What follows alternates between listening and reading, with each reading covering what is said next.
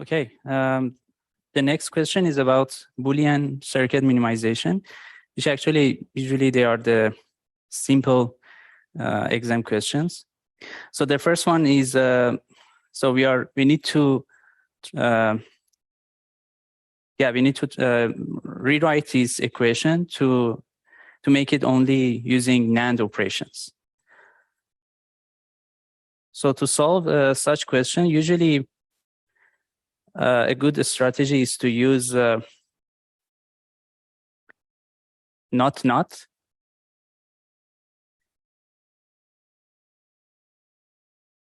So we do not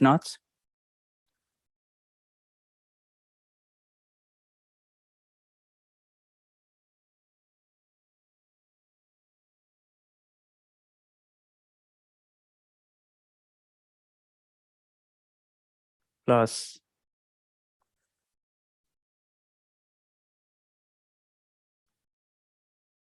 C bar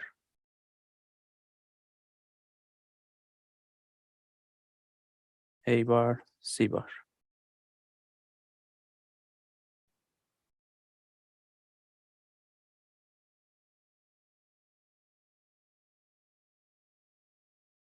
Yeah.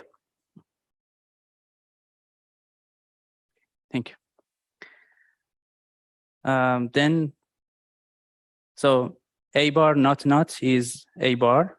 So it is AB dot C bar dot A bar C bar and bar. So we can actually rewrite this question and this part, which is C bar, A bar, C bar, and then we don't need to write C bar. So we reach to AB dot AC bar bar. And now we can see that here we have a NAND operation. The overall is a NAND operation, but this one needs to be a NAND operation. And for that, the only thing we need to do is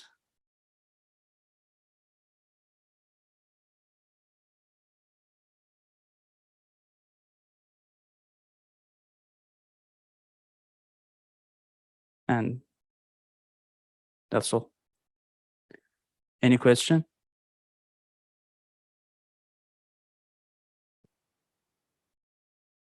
It's kind of easy. So part B. So we need to write the function formula and then try to simplify it with Boolean equations. So the function is based on the mean terms that we have here is A bar, B bar, C bar, D bar, plus A bar, B, C bar, D bar, plus A bar, B, C bar, D. Okay. A, B bar, C bar, D, plus A, B, C bar, D. So you need to find common terms and try to factor them out. So we have A bar, C bar, D bar in both first two terms. So we factor A bar, B bar, D bar, and then we have C bar plus C.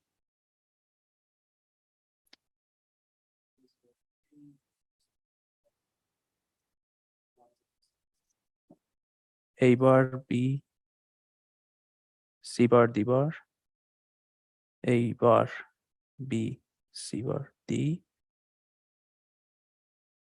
Yeah, you are right. This is A, B bar, C bar, D bar, A, B,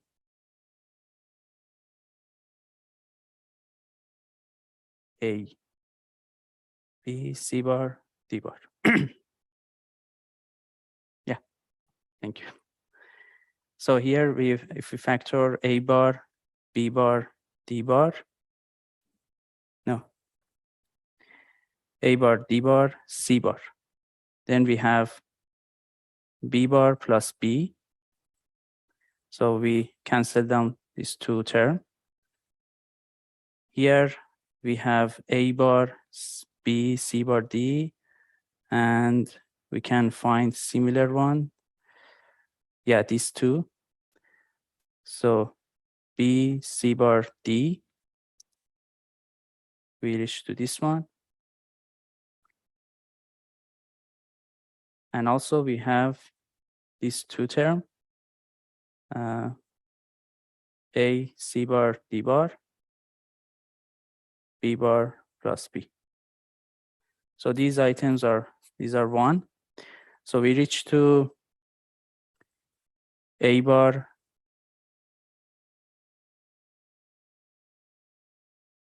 C bar, D bar, plus or B, C bar, D, or A, C bar, D bar.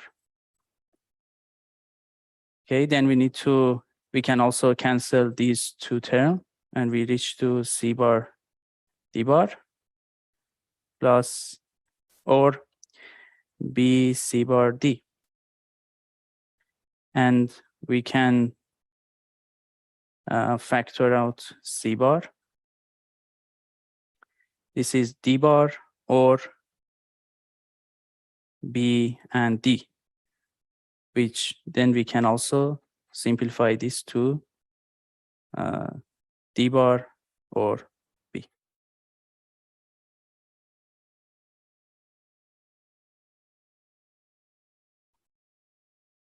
Yeah, I got a message on my screen saying that it's live. Can anyone check the YouTube channel to see if you're live, or should I just go ahead? Oh, okay. Okay. Hello, everyone. Welcome to the problem solving session 4. In this session, we will solve exam questions from spring 2020. And we'll start with the second question, the Verilog question. And yeah, I'll just get started with it.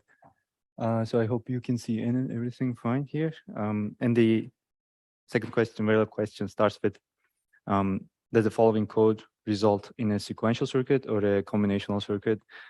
Please explain your answer. And yeah, when you look at this code, the first things you probably notice is the input of 4 bits, data input, and an output register named segments. And it's 7 bits large. And in the always statement, we have a sensitivity list of star, which means it will be executed when any of the data that's being read in the, essentially read in the always block changes. And here, there's a case statement. Inside the case statement, we're looking at the data value. And for only 5 of these values, we have an assignment here for the segment output.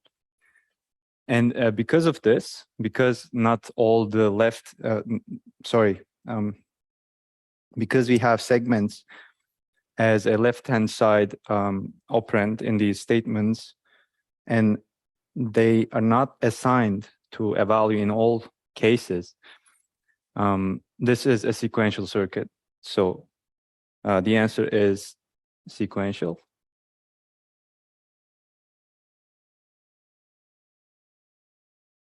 And the reason why that, I'm going to explain it a bit more. So data is 4 bits large, but in the case statement, we're only covering 5 of the available 16 different values, because data is 16.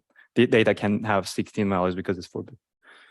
Now, because we don't have an assignment for other values of data here, what this will output as a circuit is some circuit that's going to hold a state for the segment's output. So basically, when the data is 4D5, like basically data encodes the value 5, this statement won't reassign the value of segment, so it needs to remember it. That's why it will essentially end up generating probably a latch in your circuit. Any questions about this one? Okay. Yeah, okay, I'm moving to the next one then. Cool. Yeah. Nice.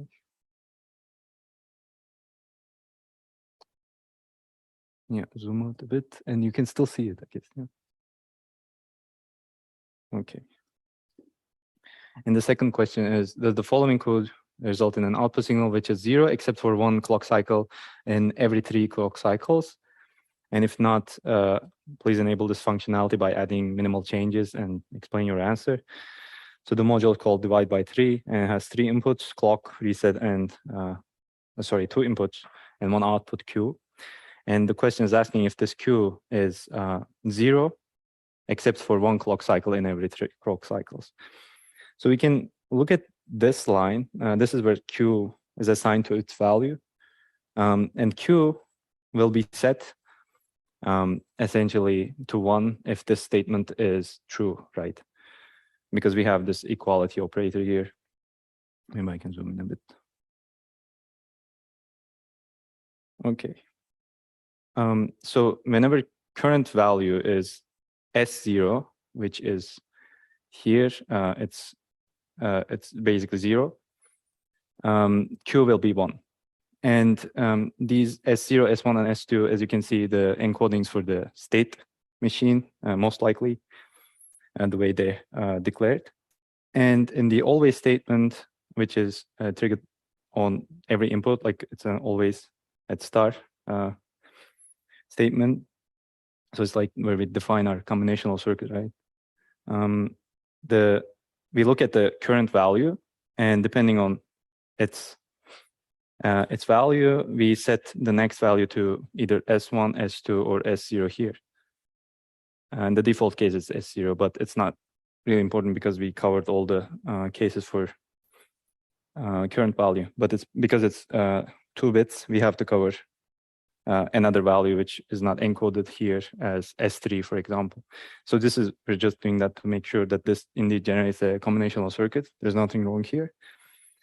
But the problem is, you can see that when the current value is S0, we assign it to, like, the Q becomes 1. But current value is only declared here, and there's no assignments to it. So this is supposed to be a state register, but the code that will make it a state register is missing. And to do that, we need to add 2 lines of code, basically. And we need to add a new always block to make sure that the data is registered. The next value is registered to the current value when we want it. So maybe 3 lines. Okay, so this is an always at postage clock.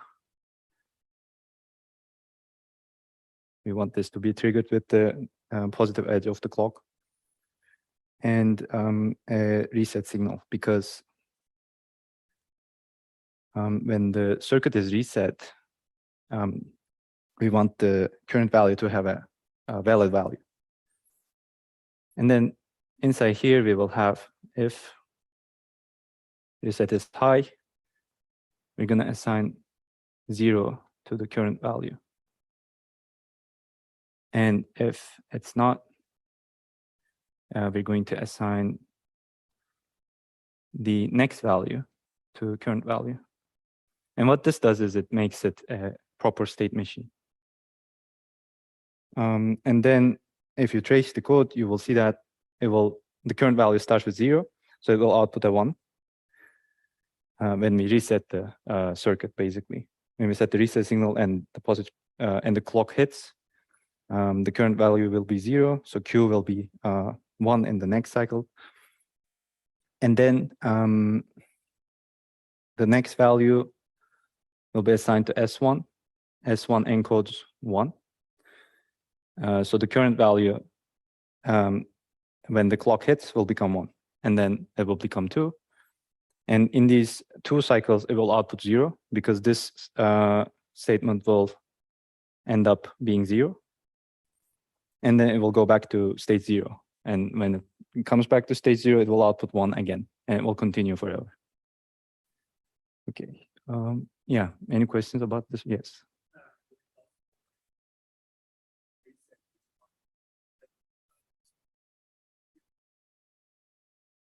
I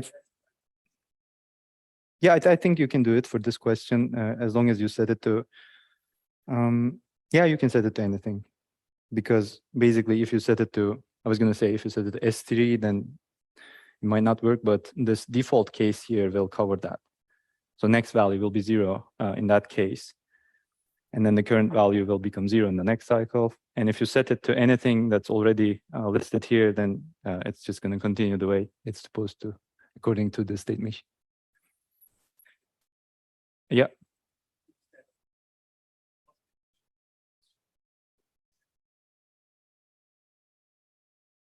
I think that would be correct also. Yeah. Yeah, it will be triggered. The block will be triggered whenever the reset signal changes. I don't think it's going to change the behavior for this question, basically, for this code.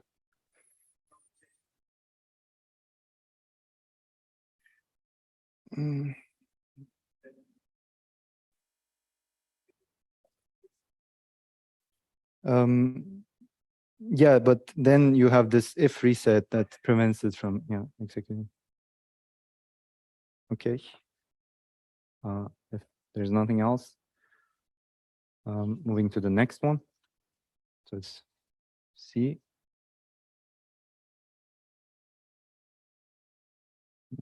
Zoom out a bit again.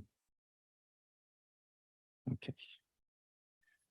So again, we're looking at the Verilog code. This code implements a circuit, and we initialize all inputs and registers of the circuit to 0. That's what is already being done in the code. And we apply the following changes to the input signals in 2 steps. What are the values of out and temp, this register, after each step. And in step 1, okay, maybe before I talk about the steps, I talk about what the code is doing. So it has, this time it has 4 inputs, 1-bit inputs, select A, B, C, and out. 1-bit output, out. And inside the module, we define a register that's assigned to 0. And we have an always block here that's triggered when the select signal or cell signal is, and it switches value. So there is like an if statement here and an else statement that complements it. I think there's like a problem in this code. So there should be begin and end statements here. Basically to make sure that those 2 lines of code remain in the correct place, like in the if statement and then the else statement. Yeah, and then in these if and else statements, we have assignments to temp and out. So in step 1, select signal will change to 1. So what will happen is this always block will be triggered because cell changed this value from 0 to 1. It was 0 in the beginning because the question says we initialize all inputs and registers of the circuit to 0. Now we change it to 1. And the always block will again get triggered, as I said, and then the block that will be executed is the if block. What happens is temp gets assigned to the A and B. A and B is not, or in like the inverted value of A and B. And that's going to be, because A and B are 0, this is going to be 1. So in step 1, temp, well, one side, temp will be 1.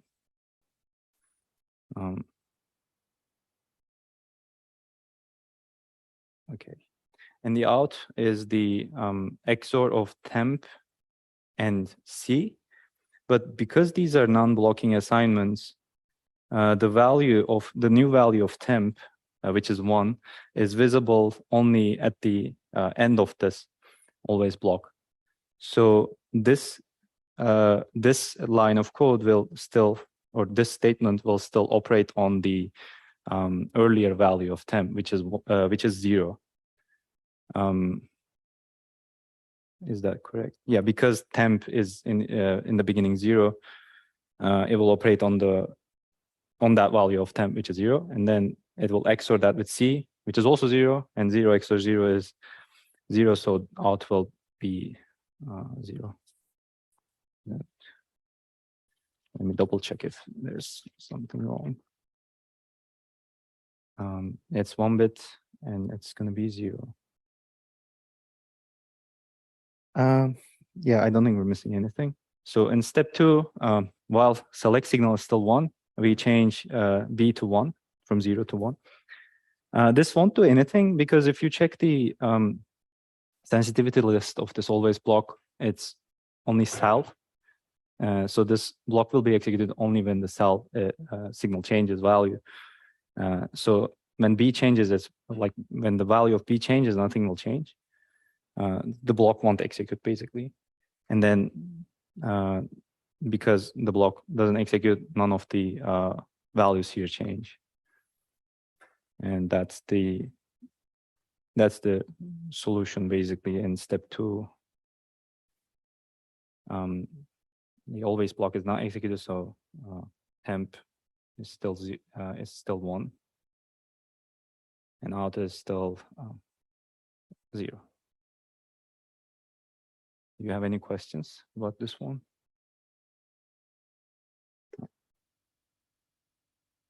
Okay, then it's the final question for this problem.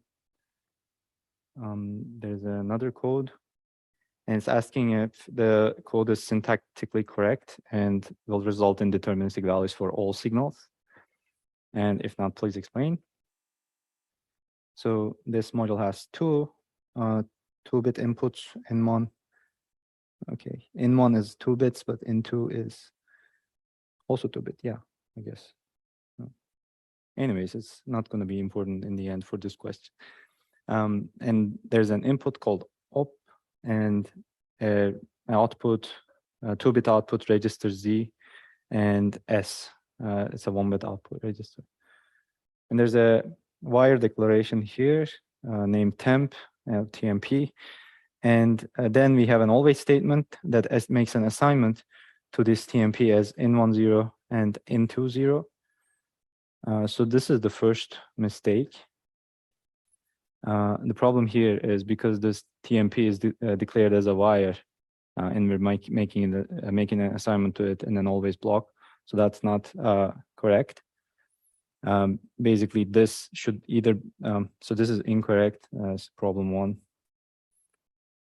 And to solve this, we can either make, well, TMP definition or declaration should be register. Right?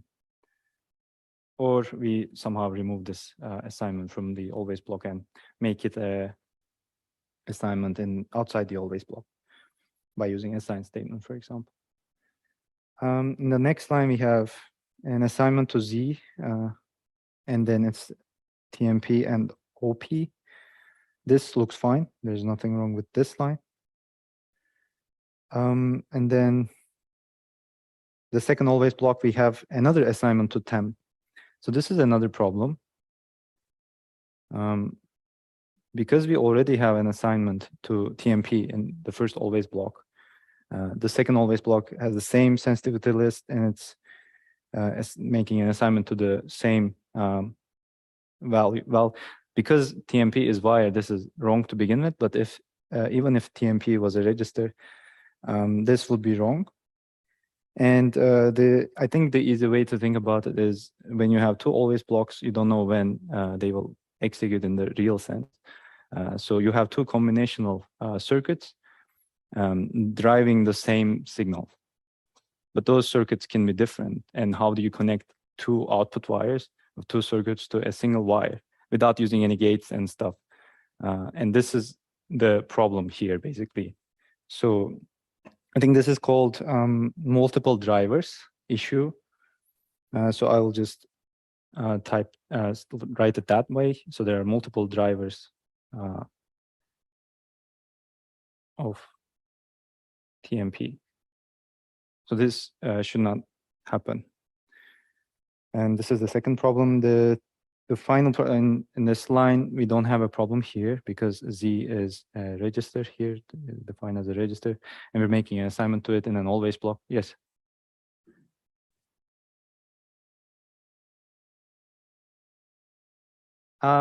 I think so. I think this is this should be OP. Yeah.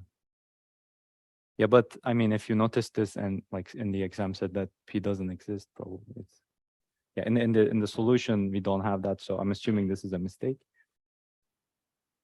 But you're right, P is not declared.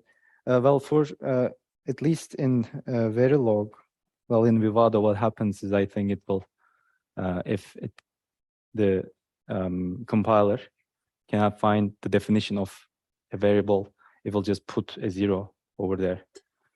But either way, it's fine, I think. Yeah, and finally, we have this assign statement here. We're making an assignment to S, but S is defined as a register, and this is the third problem. So we cannot use assign statements outside the always blocks to make assignments to registers. So this should have been defined as a wire. And to fix this, we can change the definition of S. Should be wire. Or we move this inside an always block if you want to have the same behavior. Any questions here? Okay, if not, we're done with this problem. And we can move on to the next one. B.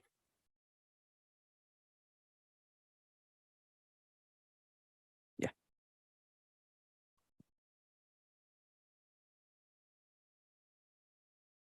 Any question?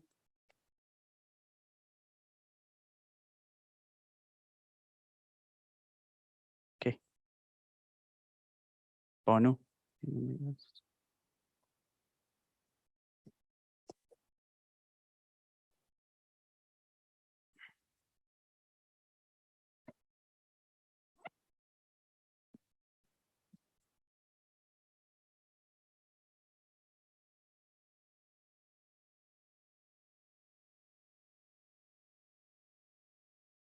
So the next question is about finite state machines.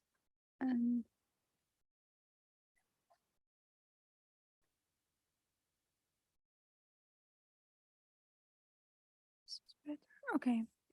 So first, it says that you're going to need a Moore finite state machine. So you have to draw the circuit not the circuit, but the machine accordingly.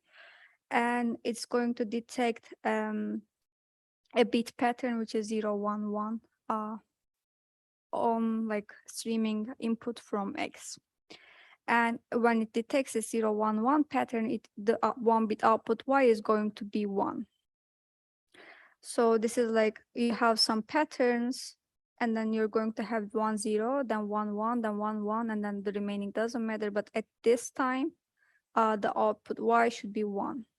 And how you start is the initial bit value of X is 0. So in your first reset state, which is S0, you assume that you have X equals to 0. So you have a pattern that is like some pattern and ends with 0. And since you did not observe 1, 1, the last bit is 0, your Y should be equal to 0. And since this is a Moore finite state machine, your output only depends on the state you are in. Then if you have, for example, another 0, then still your last bit is 0. So if X is equal to 0, you stay in the same state.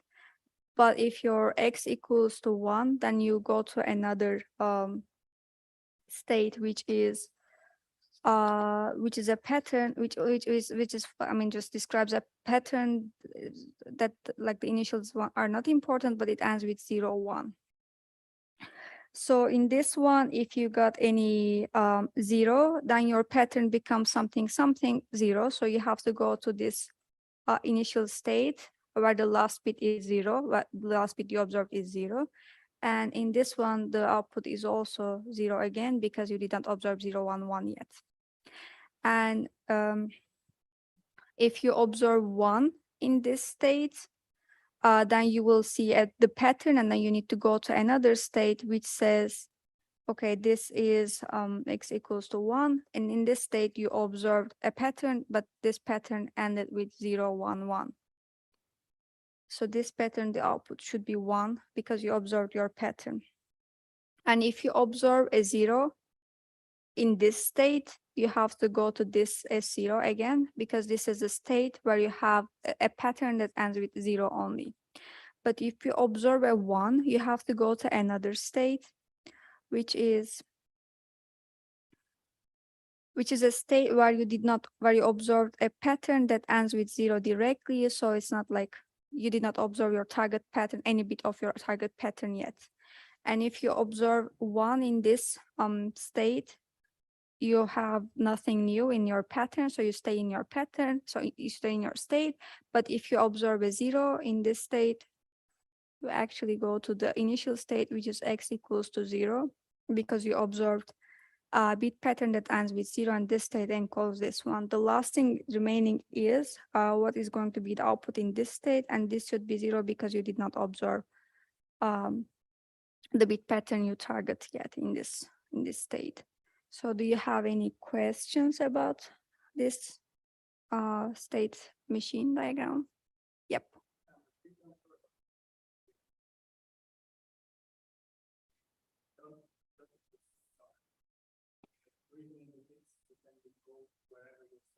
Yeah, but in this one, it says just assume that you have a 0 initially. So you don't like search for the first 0 because it's already given when you start your finite state machine.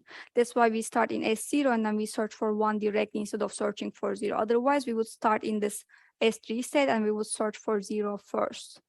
But this in reset. Mm-hmm. Yeah, 1. That's why we start here with reset and then we search for 1. But in this one, when we reach the pattern first, we go to this one again if there is 0. But let's say we start with 1. From here, we search for 0 and then go to this one yet. But like this question just says initial bit value of x is 0. It could be 1 as well. There's no specific reason why it's 0. But if it's 0, what? Yeah, it could be nothing, yes. And yeah, and like what I would do if I were you, if nothing is specified, you can just say, I assume this. If it's not clearly stated in the question, you can just say, I assume this, and I draw the state machine according to that, if nothing is specified already. Any other question?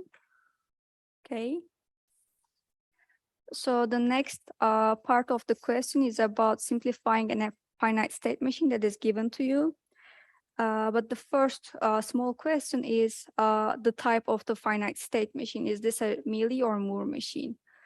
So the difference between these two finite state machines is that if the output depends on the state you are in, or the output depends on the state you are in and the input that you have. And in this state machine diagram, if you can see, the outputs are here and the inputs are here. So the output depends both on from which state you are traveling to which state and then the input. So for example, if you're in this state, the input is 1, you get 0.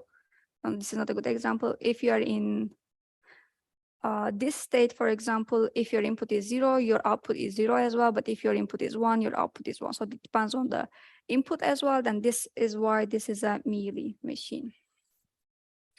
And the next question is about whether you can simplify the state diagram such that you reduce the number of states. And if you can do that, the question asks you to draw a new finite state machine with the minimum number of states.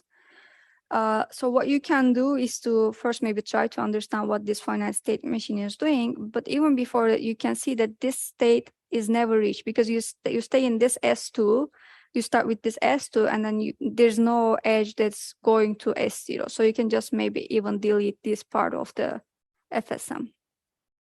And for the remaining 3 states, we know that S2 should be here for sure because this is a reset state.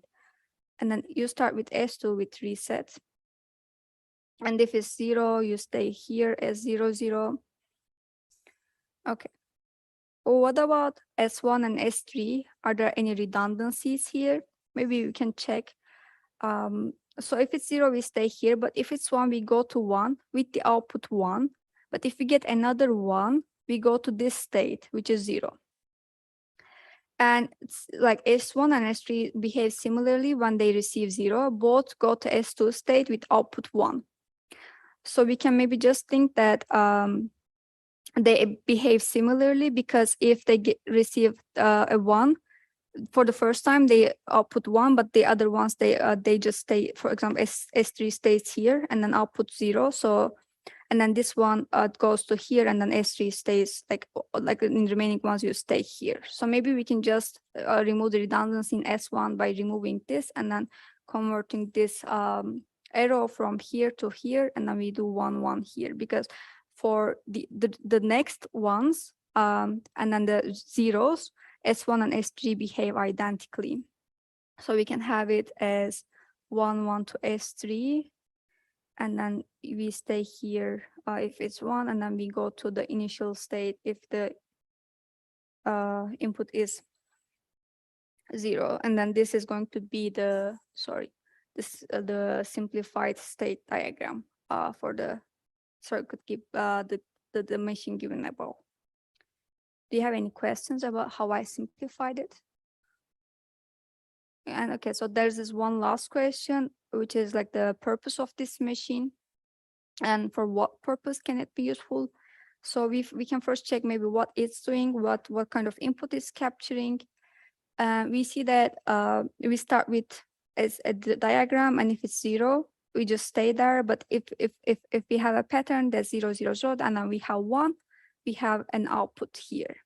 And then if we have remaining ones, we don't have any output. Like we have output 0, I mean. And then if you have any zeros, then you again have an output 1. And this pattern goes like this. So you have outputs when your input transitions from 0 to 1 or 1 to 0. So it's kind of like detects the edges from 0 1 to 1 0. Yep, that's kind of all. Do you have any? Can you hear me? Yeah. So let's look at fourth question. It's a relatively simpler question to answer with 2 options for every question.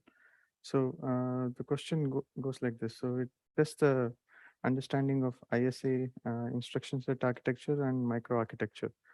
So a new CPU has 2 comprehensive user manuals available for purchase as shown in table 1. So you have the isa.pdf and the microarchitecture.pdf. ISA, the manual costs 1 million francs, and it gives the ISA in detail. And the microarchitecture manual gives details on the microarchitecture, and it costs 10 million francs. So unfortunately, the manuals are extremely expensive, and you can only afford one of the 2. If both manuals might be useful, you would prefer the cheaper one. So for each of the following questions you would like to answer, decide which manual is more likely to help. So for this question, if there is an incorrect answer, we'll subtract 1 point, and if there is no answer for some of the questions, we'll award 0 points. So let's look at a very simple diagram of where ISA sits. ISA is like an interface between the programmer and the hardware or the microarchitecture. So here you have, and it gives a kind of a model for the programmer to understand the processor and its workings. So languages like assembly or higher level languages will use the instruction set architecture to basically do the program. And you have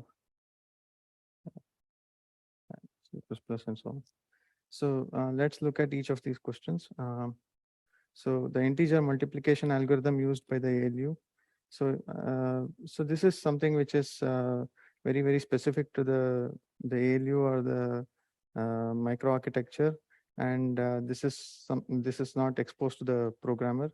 So so the answer for this is microarchitecture. And the second question is the program counter width. So here, this is something which will be specified in both the ISA and the microarchitecture. So basically, the program counter will tell us what is the next instruction that gets executed, or the address of the next instruction. So so the width is also specified in the ISA, and that typically tells us the width of the address bus. So and that is required by the programmer to basically understand uh, um, the current instruction that is being executed and things like that. So the answer for this is the ISA. Next question is branch misprediction penalty. So branch prediction is typically transparent to the programmer. But I mean, sometimes the compiler can give hints to the for successful branch prediction. But the penalty is something which the programmer will not know, and the penalty is usually calculated by the number of cycles which were wasted by the misprediction. So this again is the specified in the microarchitecture.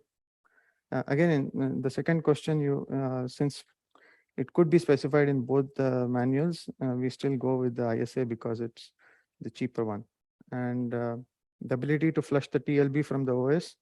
So TLB flush is something that is triggered by the kernel or the operating system. So when the software page tables are updated and the TLB has to be flushed because it has stale information.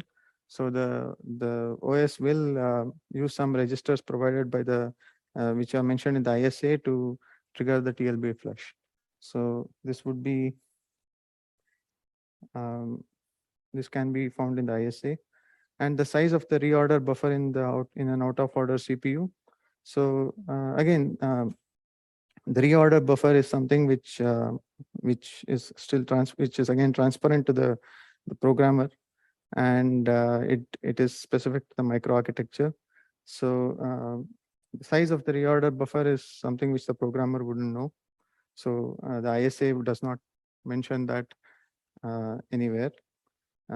So it's in the microarchitecture.pdf. Any questions so far? So the fetch width of a superscalar CPU. So in a superscalar CPU, you can handle multiple instructions in a single cycle in the pipeline. So the fetch width is again something which the ISA does not provide because it's not something that the programmer can have any control on. So so this is specific to the microarchitecture and it's in that manual. And SIMD instruction support. So SIMD is basically a single instruction which operates on multiple data elements. So this is the basis for vector processing, and SIMD needs support in both hardware and software. So if you would find mention of SIMD in both ISA and the microarchitecture PDF. If you want to look at whether the SIMD is supported, it would be available in isa.pdf if there is support. And the memory address, the next question is the memory addresses of the memory map devices of the CPU, example keyboard. So if a programmer has to write drivers for the keyboard or mouse, which is basically memory map devices, the programmer has to know the memory address of these devices. So that would be something which would be available in the isa.pdf. And the number of non-programmable registers in the CPU. So you have both programmable registers and non-programmable registers. So programmable registers are typically mentioned in the ISA, but then non-programmable registers are something which the microarchitecture or the CPU uses for its internal purposes. So that would not find mention. That is not mentioned in the ISA, and it would be available only in the microarchitecture. Any questions so far? So the next question is the replacement policy of the L1 data cache. The multi-level caches are transparent to the programmer or to the higher level abstraction. So it's not so the ISA wouldn't actually provide any information on the L1 data cache or the replacement policy of that. You would typically find mention of the cache sizes, but the replacement policy is something which would not be available in the ISA, and that would be there in the microarchitecture. You can only find it in the microarchitecture manual. Yeah. Sure. Thanks. Okay. The next question is the memory controller's scheduling algorithm. Again, this is something internal to the microarchitecture, and would not be exposed to the ISA or the programmer. So this is available in the microarchitecture PDF. The next question is the number of bits required for the destination register of a load instruction. So typically in the instruction set, you would find the width of the source and the destination registers for all the instructions. So that should be available in the ISA.pdf. And the next one is pretty easy. So description of support for division and multiplication between registers. So if there is support for these two operations, it would be available in the ISA. And yeah, then 14th question is the mechanism to enter in a system call in the OS. So when an application wants to call, wants to enter a system call, it has to typically execute a software interrupt or something called the trap instruction, which should be mentioned in the ISA manual. So that's again the ISA.pdf. So any thumb rule is anything which is performed by the OS or the application is something that needs to be mentioned in the ISA. And the last question is the size of addressable memory. So so this is something which the programmer should know when allocating memory for the applications, or when basically to know the virtual memory and the physical memory sizes. So that should also be available in the ISA.pdf. Yeah. So yeah, any questions? So I'm going to solve the performance evaluation question once again. And I guess the best tip that I can give you to a performance evaluation question is read the question really carefully, because often the answer is quite simple. So let's just read it. So cycle processor P1 execute load instructions in 10 cycles, store instructions in 8 cycles, arithmetic instructions in 4 cycles, and branch instructions in 4 cycles. Consider application A, where 20% of all instructions are load instructions, 20% of all instructions are store instructions, 50% of all instructions are arithmetic instructions, and 10% of all instructions are branch instructions. And so the question starts, what is the CPI of application A when executing on processor P1? Show your work. So basically, to calculate the average CPI, you basically multiply the number of cycles that it's going to take for a type of operation to the amount of instructions that the application is going to execute. So because this is cycle per instructions, right? So the CPI here is going to be load instructions takes 10 cycles times the number of load instructions that you have, or the breakdown, which is 20%. So times 0.2 plus store instructions takes 8 cycles times how much store instructions you have, 20%, 2.2. Arithmetic instructions takes 4 cycles times the amount of arithmetic instructions that you have, 50%, plus you have 4 cycles for branch instructions, and the latency of and the amount of branches that you have, 10%. And I'm not going to make the math, I'm going to look at here. So it's going to give 6.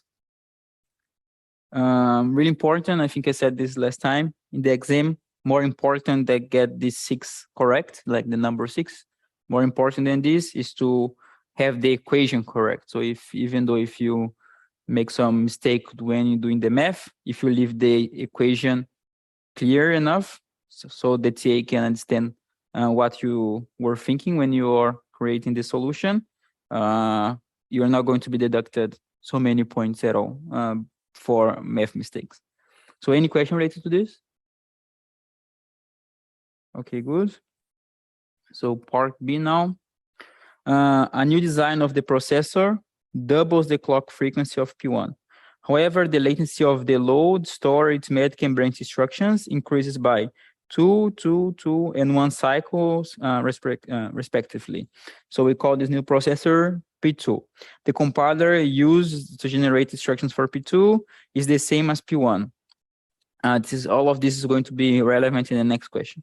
Thus, it produces the same number of instructions for program A. What is the CPI of application A when executing processor C2? Show your work. So it's pretty much CPI P2. Let me put here P1. Pretty much the same that we did, but we are going to include those latencies here on the CPI calculation. So since we say in the question that the compiler is the same, the breakdown of instructions is going to be exactly the same, so you can keep this. The only thing that you need to do is add the number of latencies, the added latencies. So we have the original 10 cycles for load instructions, plus you're adding 2 cycles for load instructions. So plus 2 times the amount of load instructions that is executed, 0.2, plus original latency for store instructions is 8, plus you also add 2 to store instructions times the 20% of load instructions that are executed, plus original latency of arithmetic instructions, plus how many cycles was added to, times the 0.5, plus original latency of branch instructions 4, plus 1 cycle that was added to branches, and the amount of branches that are executed. And this is equals to 7.9. Okay, any question?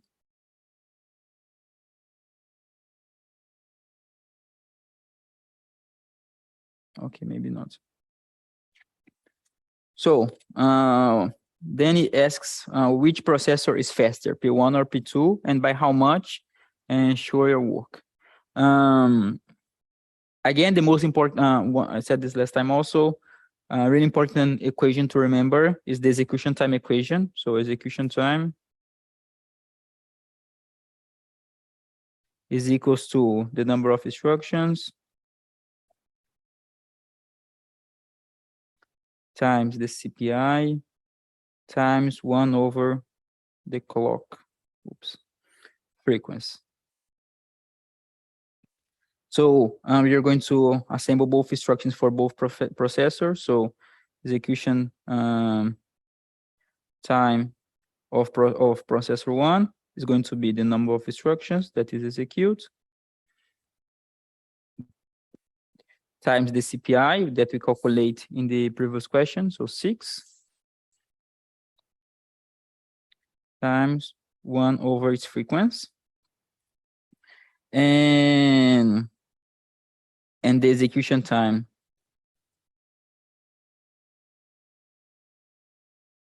or P2 is going to be the number of instructions times the CPI that I calculated in the previous question, 7.9, times, from the other question, we saw that the new design doubles the clock frequency, right? So if the frequency was 1 over F, this is going to be 1 over 2F, right? So now you basically need to calculate to inequality to see which processor is faster. So for example, we can assume that P2 is faster than P1. So if you assume the execution time or P2 is smaller the execution time of P1, this means that the execution time of P2 divided by the execution time of P1 smaller than 1, then you just verify if the inequality is true or not. So you can put the values here. It's going to be number of instructions times 6 times 1 over F divided by number of instructions times 7.9 times 1 over 2F. And you can simplify the equation. And then I'm going to, again, check the solution because I don't want to do the math. And this is going to give 1.52. So this means that P2 is faster than P1 by 1.52 times. Okay, is there any question here? Okay, good. So the last part of the question, this one.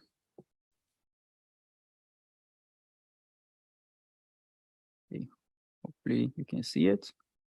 So there is some extra area in the chip of processor P1 where extra hardware can fit. You can decide to include in your processor a faster branch execution unit or a faster memory device. The faster branch execution unit reduces the latency of branch instructions by a factor of 4, and the memory device reduces the latency of memory operation by a factor of 2. Which design do you choose? You can use the same equation here again of the execution time and calculate for the branch and for the memory device again, but it's more cumbersome. There is the Abdom's law that we learned in, I think it was lecture 20. So we have this formula here, 1 over 1 minus the portion that you are optimize plus the portion that you optimize divided by the speed up of that speed up for the optimization that you provide. So let's apply this equation for both branches and memory units. So let's see the speed up of having a faster branch unit. This is going to be 1 over 1 minus the portion that you're optimizing, right? If you look back at the equation of the question, 10% of all of the operations are branch instructions. So you're going to be optimizing, if you choose the branch, only 10% of the total execution. So it's going to be 0.1, because this is normalized, plus the portion that you optimize, 0.1, divided by how much you're optimizing that portion. So you're optimizing branch units or branch instructions by 4 times. So this is divided by 4. If you do the math, I'm going to check here. This is 1.08. Then you do the same for the memory. 1 over 1 minus the portion that you're optimizing, right? this is a memory unit, right? So this memory unit support both loads and store operations. So you have 20% of all of the instructions are loads and 20% of all of the instructions are stores, right? So this is 0.2 plus 0.2. This is for the loads. This is for the stores. Plus portion that you are optimizing, 0.2 plus 0.2, divided by how much you're optimizing that portion, factor of 2. And this is equals to, sorry, let me see here, 1.25. So you pick the one that gives you the highest speed up, right? So you pick choose the memory unit. Optimization. So it's basically this. Is there any question?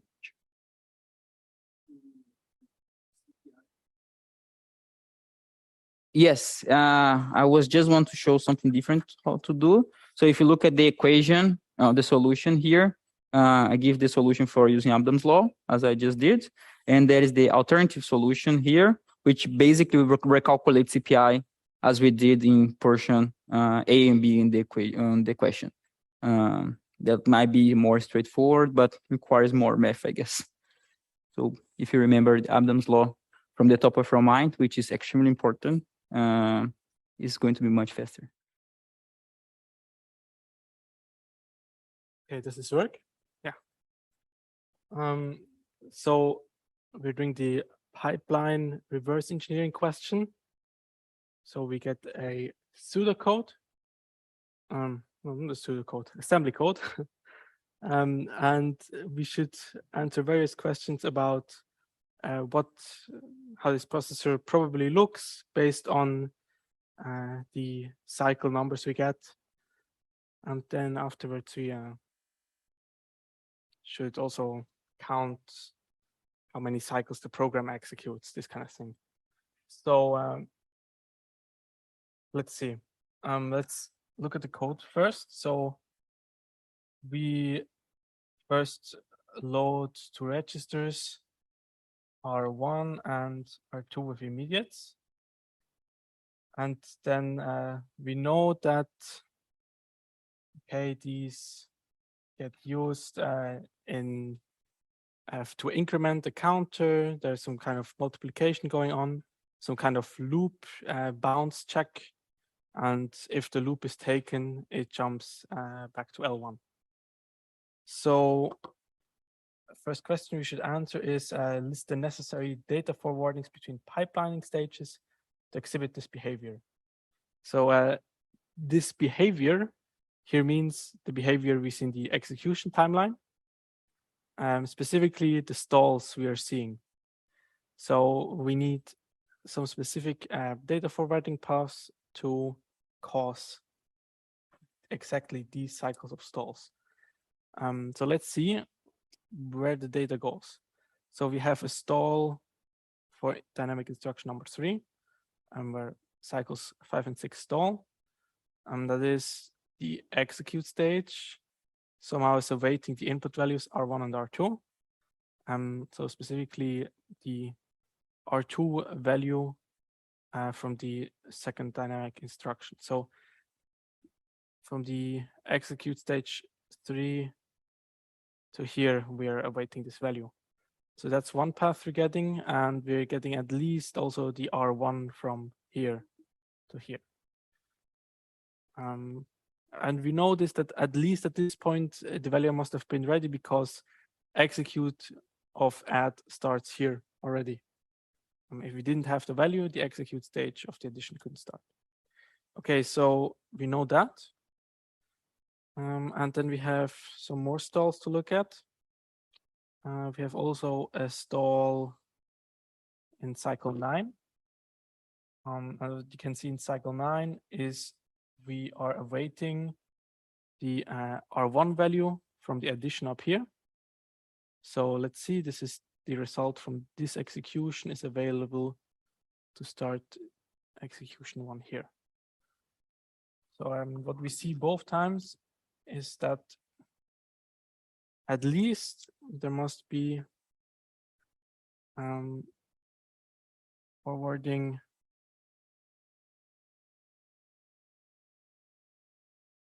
from E3 to E1. That's as if, yeah, that has to be at least there, so we are not stalling longer here.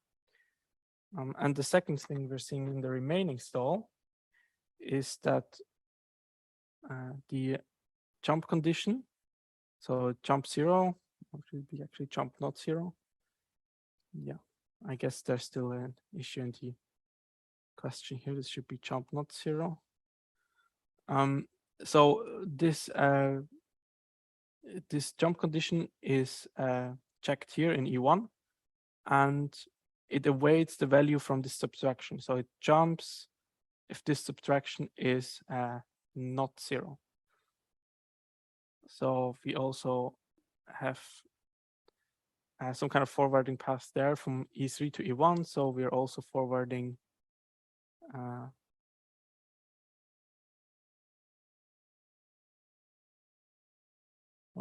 thank you. So we're also, let me check.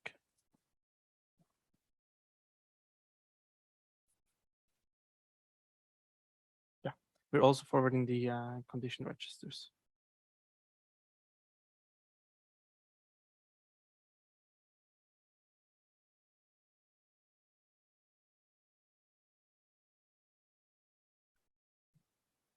Okay, so yeah, the reason we see this is that the execute stage 1 of jump not 0 starts the next cycle after we got the subtraction result. Okay, so that's question A. Is there a question to here? Great. All right. So does this machine use hardware interlocking or software interlocking? Well, so software interlocking would be that there would be some kind of no ops in the assembly code. Hardware interlocking here means that the machine automatically detects that there are data dependencies, and it automatically stalls until it can resolve these data dependencies. So there is hardware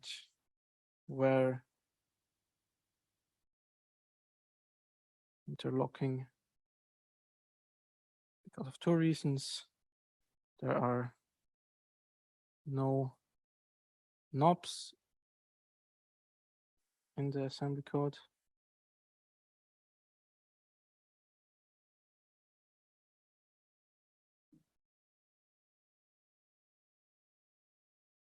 And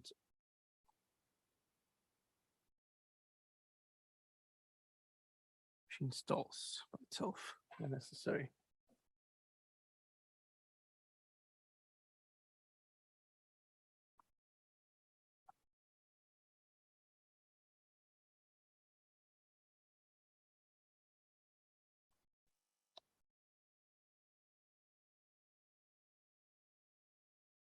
Okay.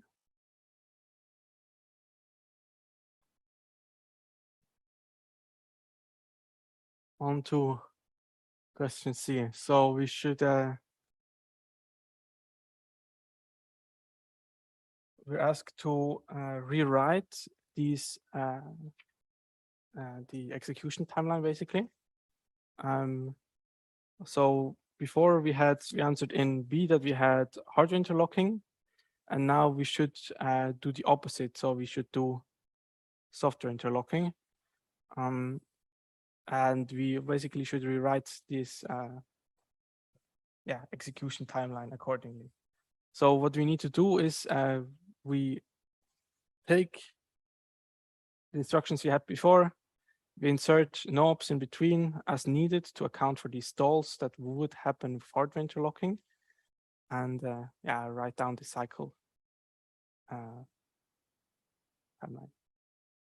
So let's see. I'll number my dynamic instructions 0 based, so it makes a bit more sense in the next sub question, but you could also start with 1 here.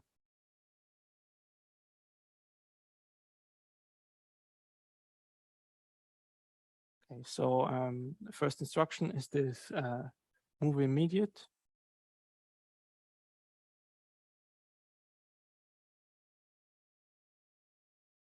So this is fetch, decode, execute 1, execute 2, 3, memory, and write back.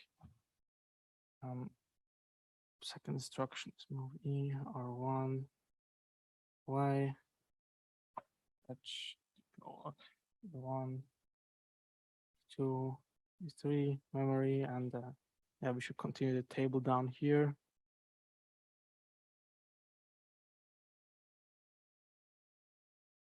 Sorry, this should be R2.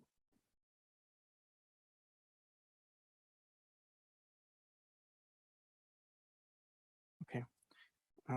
So third instruction is this addition, but there's a stall first. So as you can see over here, the addition, if you had hardware interlocking, the addition would later stall to await the value from the move instruction. And in software interlocking, we cannot make the machine stall automatically because it doesn't have the data already, right? So we need to insert knobs so that there are no stalls happening later. So we need, to account for this 2-cycle stall here, basically we need to insert 2 cycle verbs of knobs. So let's write also the timeline here, fetch, decode, E1, 2, E3.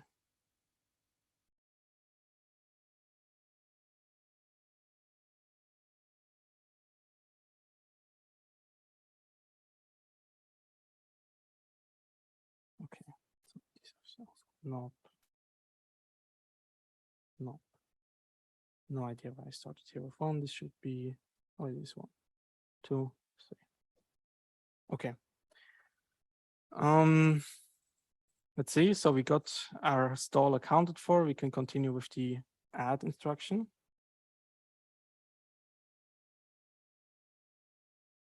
See, add R1, 1, 2.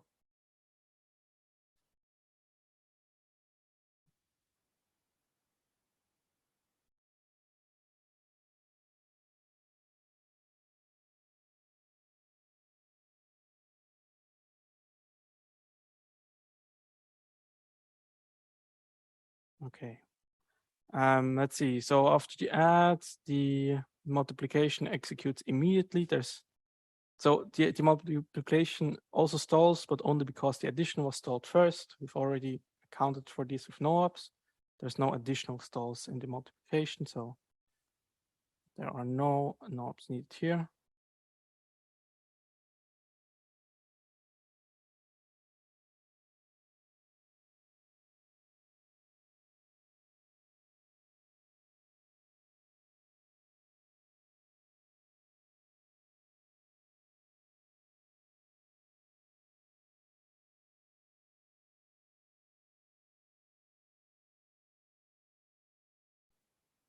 Okay, and now we have a sub instruction. Let's see, in the hardware interlocking case, there was a stall here because we were waiting for the result from the addition.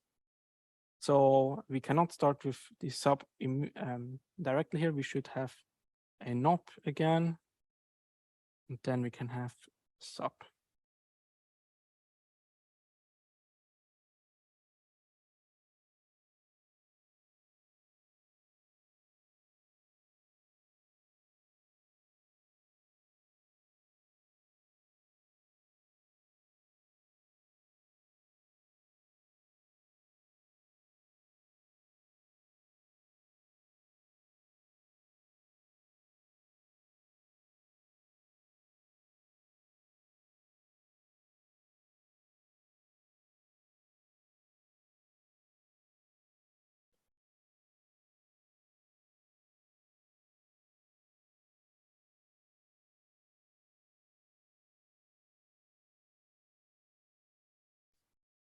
All right. And finally, we have this jump instruction. So this has 2 additional stalls on top of what sub I already stalled. because it's waiting for the result from the subtraction. So there's 2 more knobs needed here. So I'll write them down here maybe.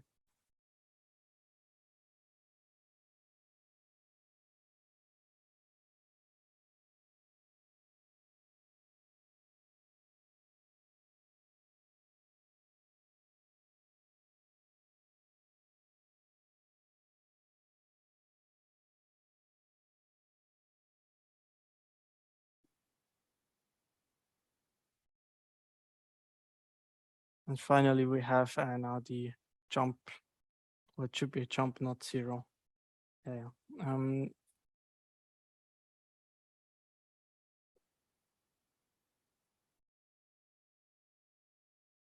Okay. So that's this exercise. Are there any questions here? No? Good. Yeah, as you can see, this table is a bit boring, and the interesting part is probably where to insert the knobs exactly. All right, so we need this result for the next sub-exercise. So we get some additional information. We know now that these are both 1. And then I have some information about what the branch property looks like. We are asked to calculate t, so what the current clock cycle is, if currently the value of R1 is 98, and we are currently fetching the addition. So let me show you the code again. So we know that these 2 both get initialized to 1. We know that the value that's currently stored in R1 after some execution is 98. And we know that we are currently fetching this instruction here. So this is really an increment. If you initialize both of these to 1, then this addition is really R1 plus equals 1. Okay, so what this means is let me see. I wrote this down very nicely. Somewhere. Okay, so we know the loop counter here. So really the code, what the code ends up being is you have some kind of loop and you initialize some kind of loop counter R1 to 1. It's given up here. And you have some kind of increment that you initialize to 1 also. And then at the start of every iteration, you increment your loop counter. You do some kind of calculation. Here you check if your loop counter is exactly 100. And if it is exactly 100, you stop the loop. So you should write some kind of explanation here like this. And what this should result at is that if currently R1 is 98, then we have already executed, or well, then R1 has already been incremented.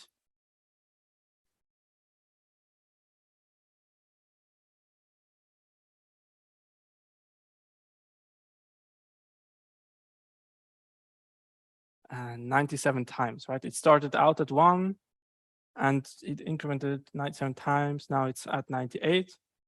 And of the current iteration, because we're currently, according to the exercise, we're currently fetching this increment. Of the current iteration, the increment hasn't happened yet. And so there have been 97 past iterations, and we are currently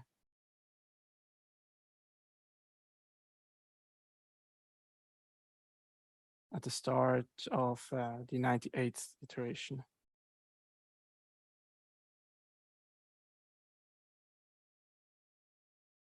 Okay, so far so good. Now we take this information and we have to calculate cycles. Fortunately, we already have this table over here, which makes the cycle count much easier. although this machine uses hardware interlocking, we get the equivalent cycle counts with software interlocking. So we can really easily check how many cycles a certain range of code takes. So let's see, so the first iteration goes from dynamic instruction number 0 to dynamic instruction number 10, because you have these two additional initialization operations and knobs.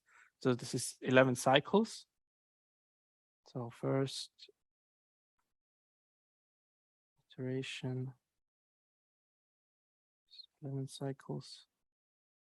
And then any further iterations, the jump would go right up here, right? So you go from here to right here. And you don't need to redo the knobs. There's no benefit to that. You start with the addition immediately. And this is what 1, 2, 3, 4, 5, 6, 7 instructions. So 7 cycles. So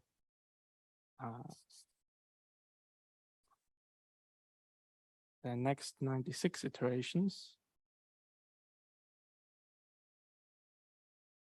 take 7 cycles each. And then of the last iteration, since we're currently only fetching the first instruction of the last iteration, there have no cycles been spent in that iteration. So we just have to calculate the 11 plus 96 times 7. And there's some math for you to do. And I calculated that's 682. Okay. It could be, depending on how you number instructions here. So I started with 0. If you number instructions here from 1, like it's done over here, then you might end up at 683 here. It doesn't really matter. It's good that you just write down whatever you assumed here, if you count it 0 based or 1 based. Yeah? So can we assume that the cycle after, like the next starts right after the jump 0 instruction, because we don't even recognize it. Even if you have a bunch of people that predicts it always perfectly, it will take to one more cycle to know that it is. So shouldn't it be a third iteration? Yeah, it's a great question. So I'll repeat it for the recording quickly. So the question was if you have this jump here, this solution here assumes that there's no kind of delay, or well, stall wouldn't be accurate, but there's no delay between here and starting the addition instruction here, even though we need some time to probably even realize that this is a branch. And that's a good point. The master solution that we have for this question kind of assumes that there is no such delay. This is possible if you have, for example, a processor where in the fetch stage, you can immediately check that it's a jump instruction, and you can immediately get the jump target. Then this could kind of work, and then your branch predictor predicts always taken, and you wouldn't get a stall. So it's probably good, and unfortunately the master solution doesn't do this, but it's probably good to write here. By the way, this is assuming the branch target is available after fetch stage. Right? Then you don't get the stall, and it all works out. But you're entirely correct if you assume something else, for example, that the branch target is available after decode, maybe, which is maybe a bit more standard. Then you would have at least one cycle additional delay there. It wouldn't be really a stall. It would probably be the pipeline being flushed. But anyway, yes, that would change the calculation a little bit. If you write this assumption in your solution, then that's entirely correct. Is that good? Maybe another question. Does it matter? I mean, you could get it completely wrong with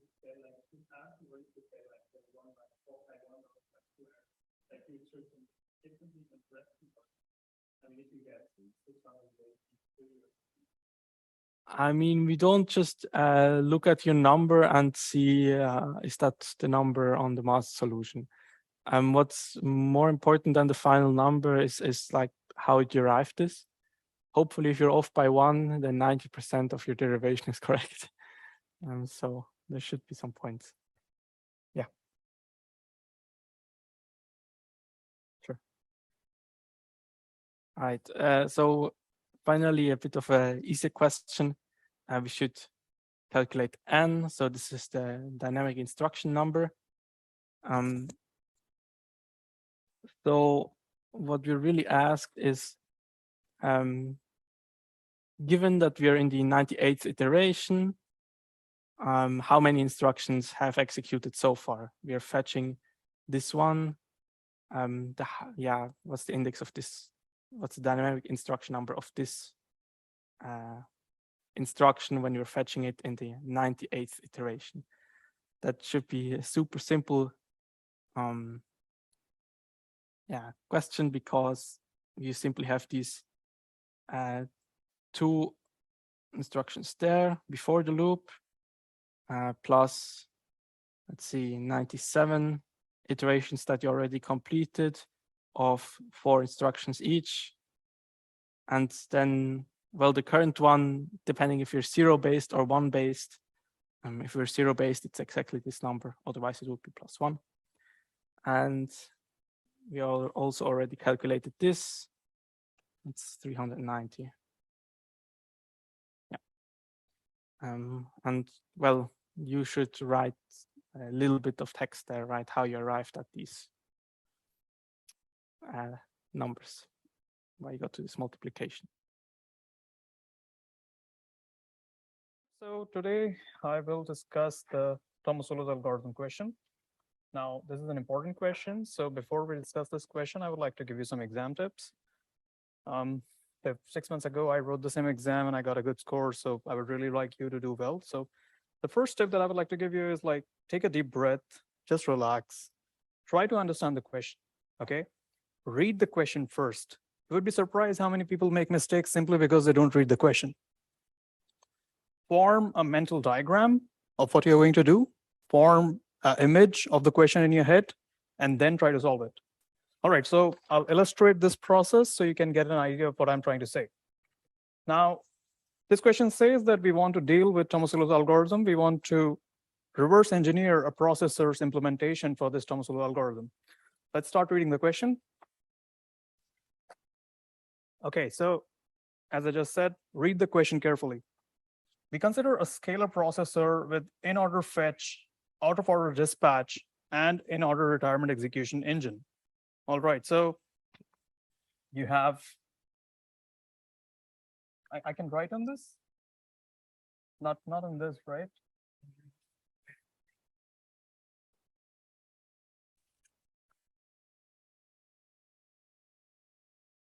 All right, so yeah, you can see clearly that we have a scalar processor. I hope you know the word scalar. It means simple, not vector. Draw the processor, draw the box, okay? You have in-order fetch, you have out-of-order dispatch, and you have in-order retirement, okay? Good, we got that down. Now, this processor has 4 main pipeline stages. You have fetch, decode, execute, and you have write back, okay? Right. Just see that I'm just trying to understand the question. I'm not trying to solve it right now. The processor implements a single level data cache. All right, this is our cache. Up next, the processor has following 2 types of execution units. It has an ALU and it has a memory unit, but we do not know how many of these units the processor has. All right, now let's draw these on our diagram. You have the ALU right here, and you have the memory unit right here. Now, notice that I gave some space I left this space because the question explicitly mentions we do not know how many of these units are there, right? So there's still scope to expand it in our mental image. Perfect. So the ALU executes integer instructions.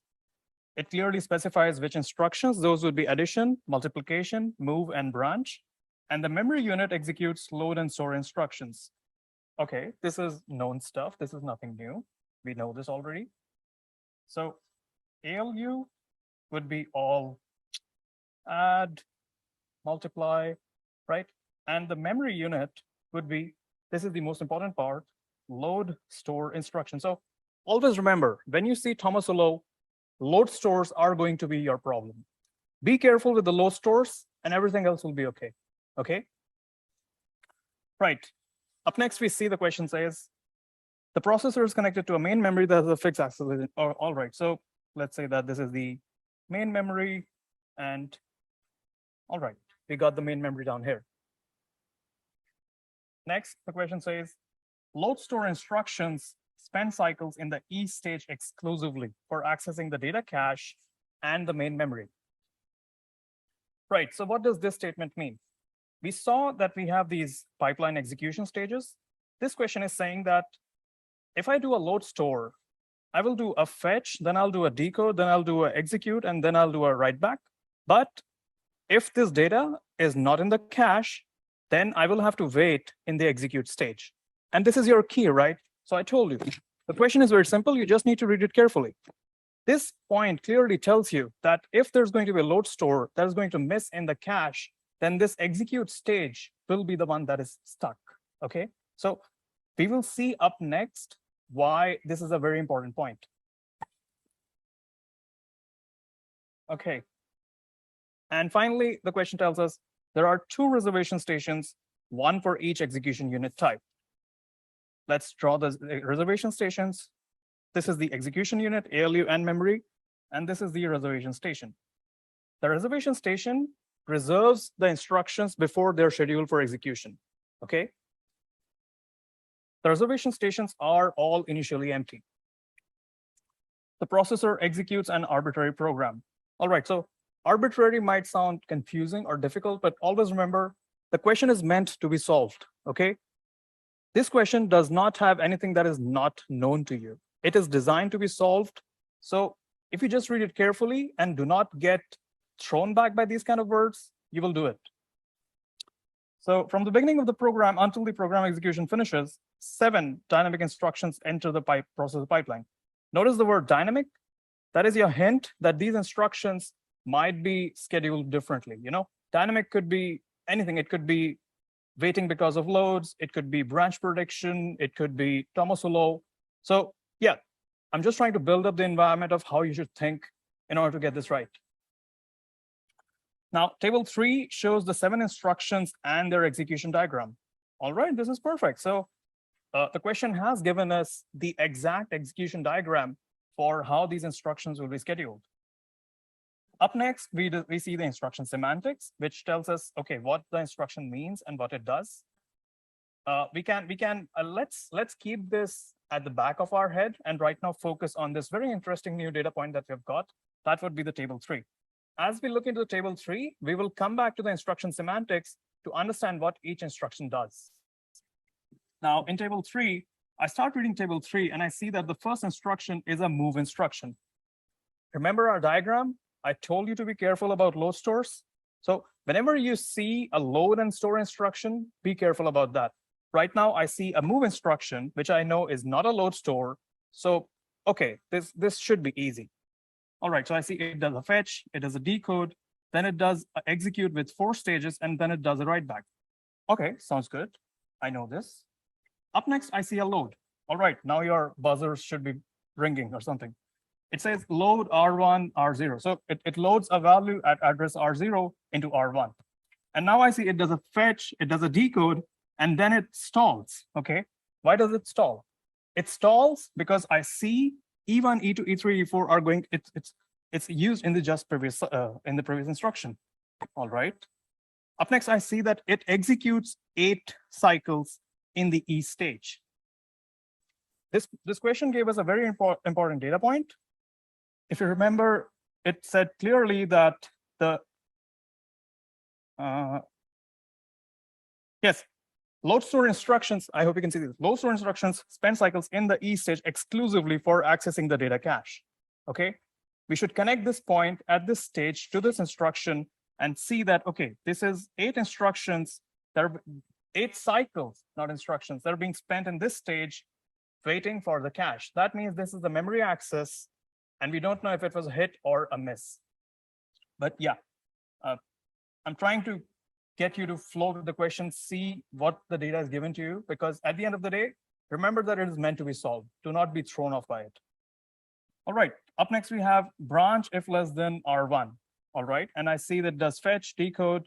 It is waiting until this execution stage gets freed, and then it does E1, E2, E3, E4. That sounds good. I mean, that means that I could not schedule it immediately, but yeah, there was no waiting or there was no load stores in this. Perfect. Up next, I see this very interesting data point called squashed. Okay, bringing you back to the instructions that were given in the question. Remember this word dynamic? Whenever you see dynamic, think of memory or think of branch predictors.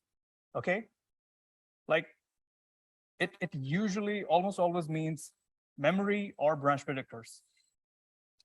Now we see that this was squashed. Squashed means this instruction was getting executed, but in the middle, the processor said, no, this result does not matter. I'm not going to care about it. I will kill this right away. So it's called in-flight termination of the instruction. You see that both of these instructions were squashed. That means there was most likely a branch predictor or a cache access at this point. Now, do we see a load instruction before this? No. We see a branch instruction before this, right? That means most likely this was a branch miss.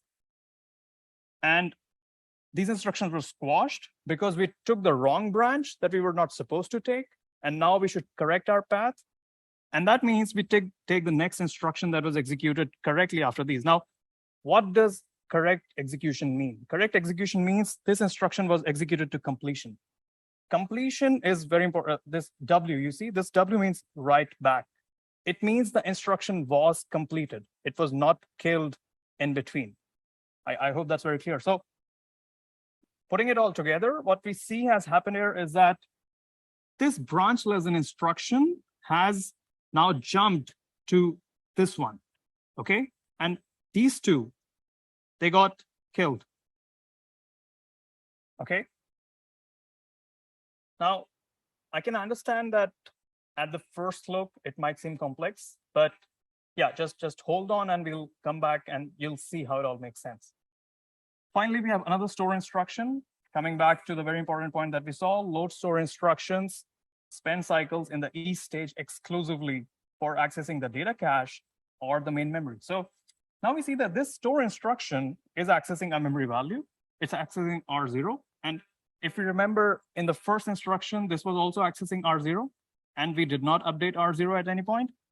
So this means that this is also accessing the same memory location. And another very beautiful point here that you can see this E1 is, it takes just a single cycle. So this instruction spends a single cycle in the execute stage compared to this one, this load instruction, which spent 8 cycles in the execute stage. Do you notice the difference? Can you guess what's this, where would this difference come from? Most likely a cache miss. Yeah, you're absolutely right. All right, so yeah, we have set up the premise of the question. I can take questions afterwards. I would like to complete this on time. Okay, good. So yeah, we have just read the question. I've not solved anything so far. Remember, the trick is that you have to read the question first carefully. Right now, all I have done is created a mental image for this question, right? You have unlimited supply of paper in the exam. Use that paper to create this mental image. Do not try to solve it like haphazardly. Okay, now let's take a look at the questions, and then we'll try to fill in the gaps in this mental image that we have. So the first question that we have is, what is the cache hit latency? If I say cache hit latency, immediately your mind should come to, oh, cache would be somewhere on the load store path, right? And we saw that we have load store instructions for the same address, which had different access latencies, right? You remember, we clearly identified that, okay, there was one instruction accessing the same memory address, another instruction accessing the same memory address, but this one took 8 cycles. Sorry, yeah, this one took 1 cycle, okay? So that means that one of these instructions hit the cache, and the time that it took to access the cache is the cache access latency. You see, it's right in front of you. The answer is always in front of you. You have to learn how to find it. That's the trick. Okay, I'm not going to solve it right now. I'm going to keep reading. I'm going to keep filling in the gaps in my mental image. What is the cache miss latency? Okay, yeah, so I was reading this question. What is the cache miss latency? This is quite similar. I just saw it, right? So if my cache hit latency was 1 cycle that I just saw, then the other one must be the cache miss, because that is what was loading the data in the cache. So that should be 8 cycles, as we saw in this table, in this execution diagram. This was a cache miss, and this was a cache hit. All right. What is the cache line size? The third question is, what is the cache line size? Interesting. Now, when you see cache line size, you should think about, how do I figure out the cache line size?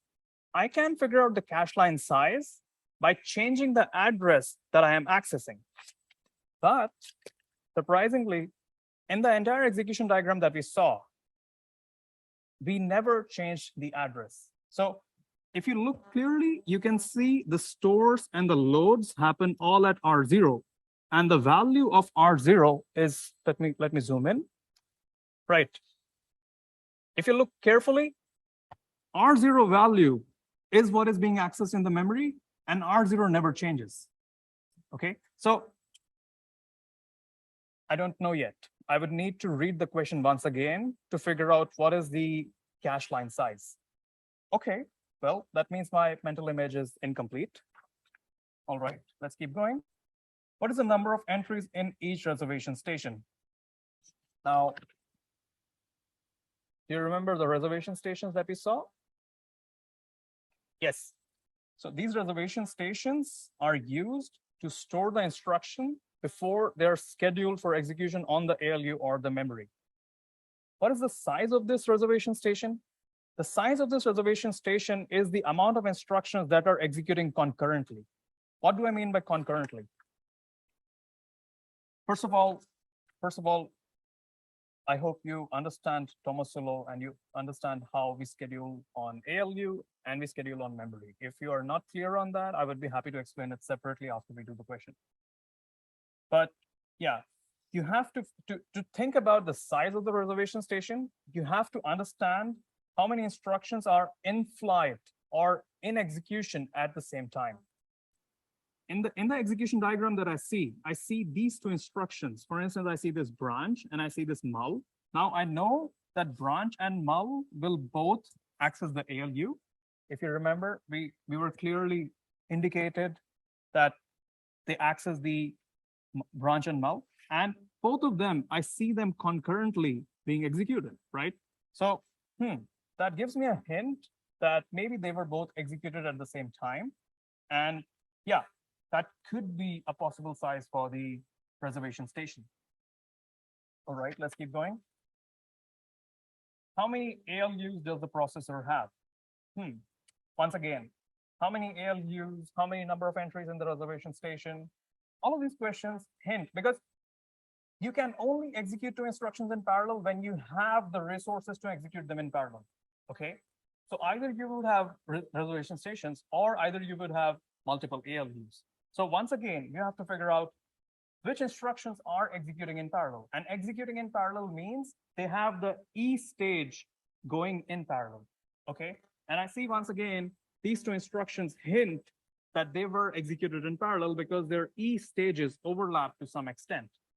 It doesn't matter that this instruction was killed. The fact that it was scheduled and it was in the ALUs means that the system has the capability to execute 2 instructions in parallel. Okay. All right.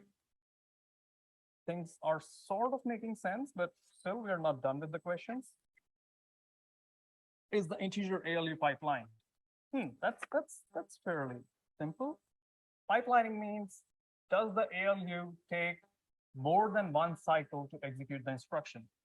Yes, I see this move instruction that takes 4 cycles. I see this multiply instruction that takes 3 cycles. I see this add instruction that takes 3 cycles. Of course, the ALU is pipeline. Okay.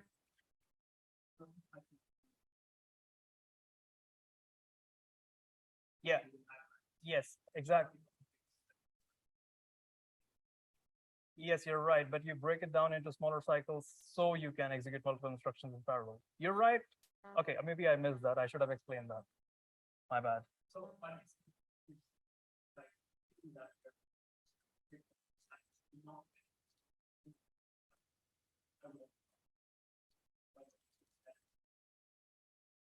Okay. I'll try to update the mental model for that. Let me keep going and let's discuss it afterwards if that's okay. Yeah. Thank you for the question. All right. Does the processor perform branch prediction? We saw that there are some instructions getting squashed, and we saw that these instructions were preceded by a branch instruction. That means that most likely the processor does perform branch prediction. Okay. And now we come to the last question. At which pipeline stage is the correct outcome of the branch evaluated? Now, at which outcome, when the correct outcome of the branch will be evaluated, that is when the next instructions will be squashed. So outcome evaluation implies that I know where this branch is going to go. And as soon as I know where this branch is going to go, I can decide if my earlier path was correct or not.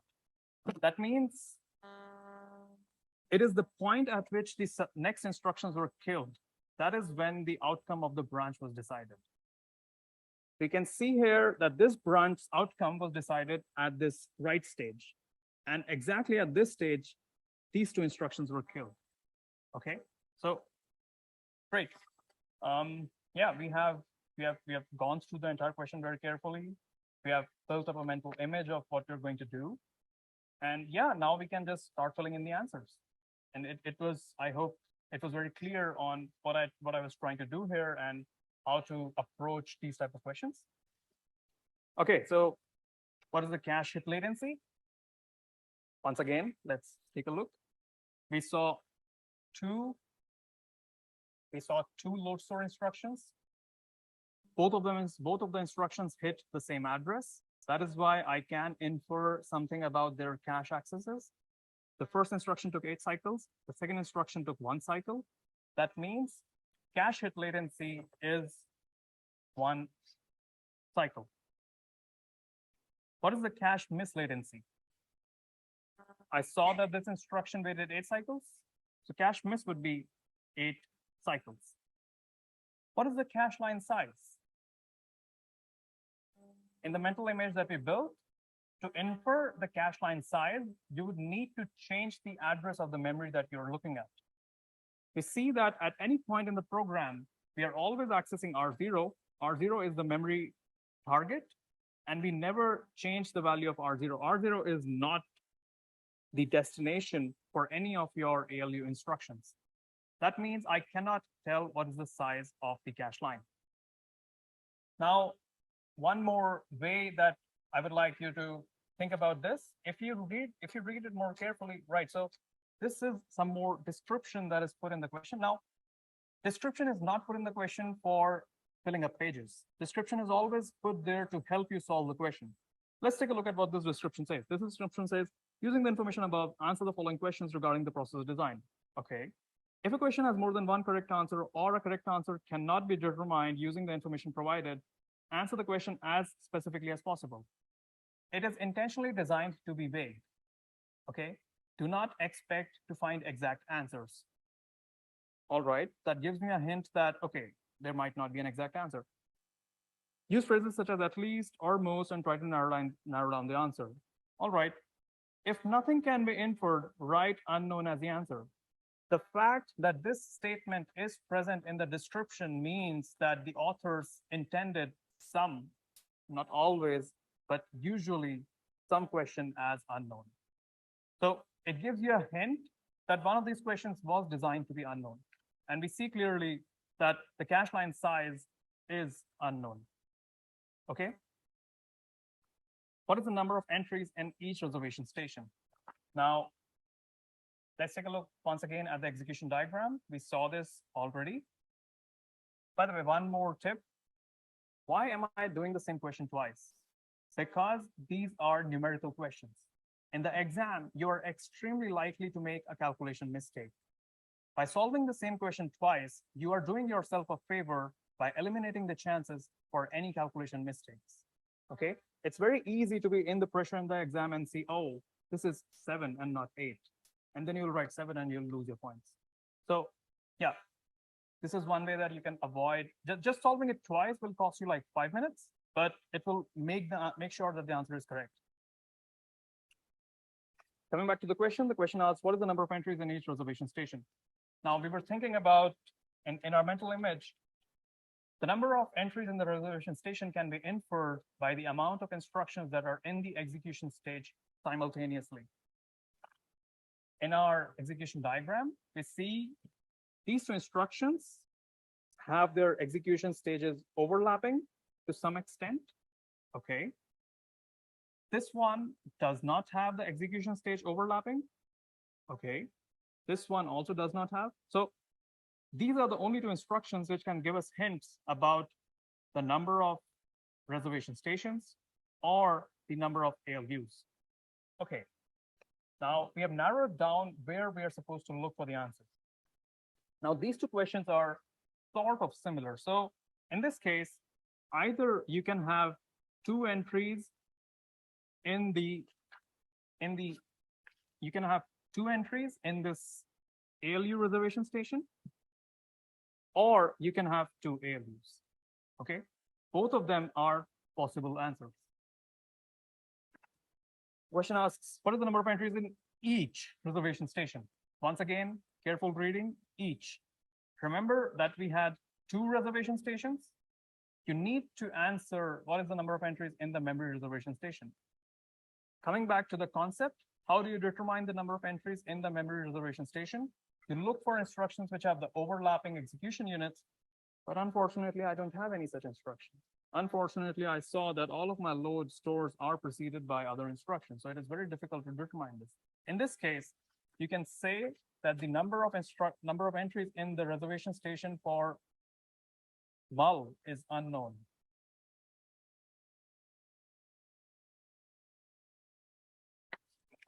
All right, how many ALUs does the processor have?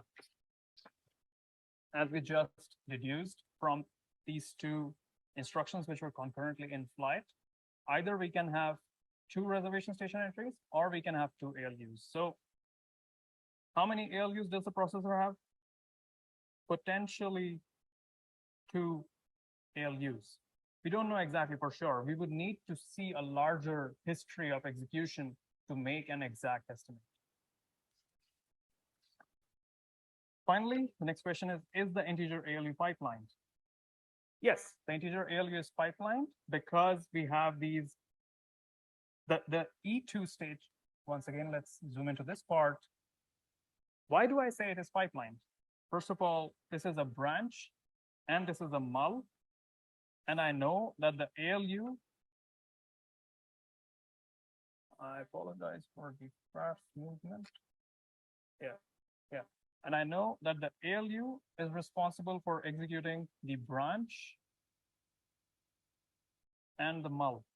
And I see both of them in flight simultaneously at this point. That means, yes, the ALU is indeed pipelined because it is able to. Can we do it afterwards? Yes, right. So, yeah.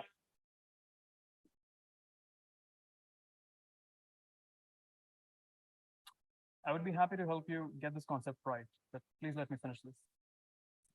All right, does the processor perform branch prediction? We saw clearly some instructions got squashed. Once again, the tip to remember, squashing means dynamic execution. Dynamic execution can come from load stores, branch predictors, load value predictors, some other arbiters, but usually it is branch predictors. So yes, we do perform branch prediction and our branch prediction went wrong. Yes. At which pipeline stage is the correct outcome of a branch evaluated? The concept associated with this question was the branch evaluation is committed at the W stage. And when I know that my branch is not going to be taken at the W stage, I will kill the subsequent instructions. The subsequent instructions that were preceding this, that were both killed, were killed immediately after the W stage. So at which pipeline stage is the correct outcome evaluated? That would be W stage. Okay, that sounds good. We just got 32 points. Perfect. Now let's take a look at how do I get the rest 18 points. Oh, I see this one more simple, not simple, but okay, once again, don't panic, just relax. Read the instructions carefully.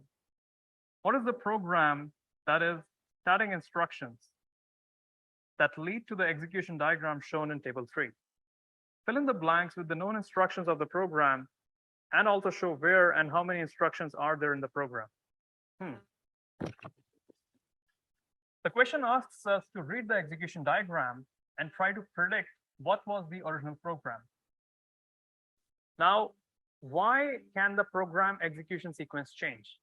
The program execution sequence can always change because of branch prediction, because of function calls, because of changes in the instruction pointer. I see that there were no function calls in the execution history given to us. I see that there were no changes to the stack pointer or to an instruction pointer. The only confirmed change that I saw was this branch jump, which was wrong.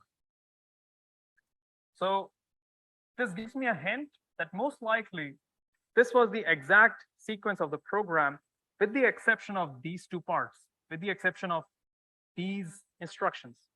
These might be the tricky ones to get right, but otherwise, since I know that there was no change in the control flow, the control flow change can always be affected only via function calls or via stack pointer or via instruction pointer. I know that I can copy them directly to the answer. Okay, let's do that.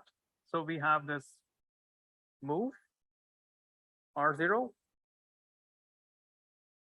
0x1000. Okay, then we have a load R1 to R0. All right. Then we have a branch if less than R1. Okay, now at this point, I should try to take a look at the instruction semantics to figure out what could be wrong here, because I don't know what this branch does. I see a BL. This word means nothing to me until I read it.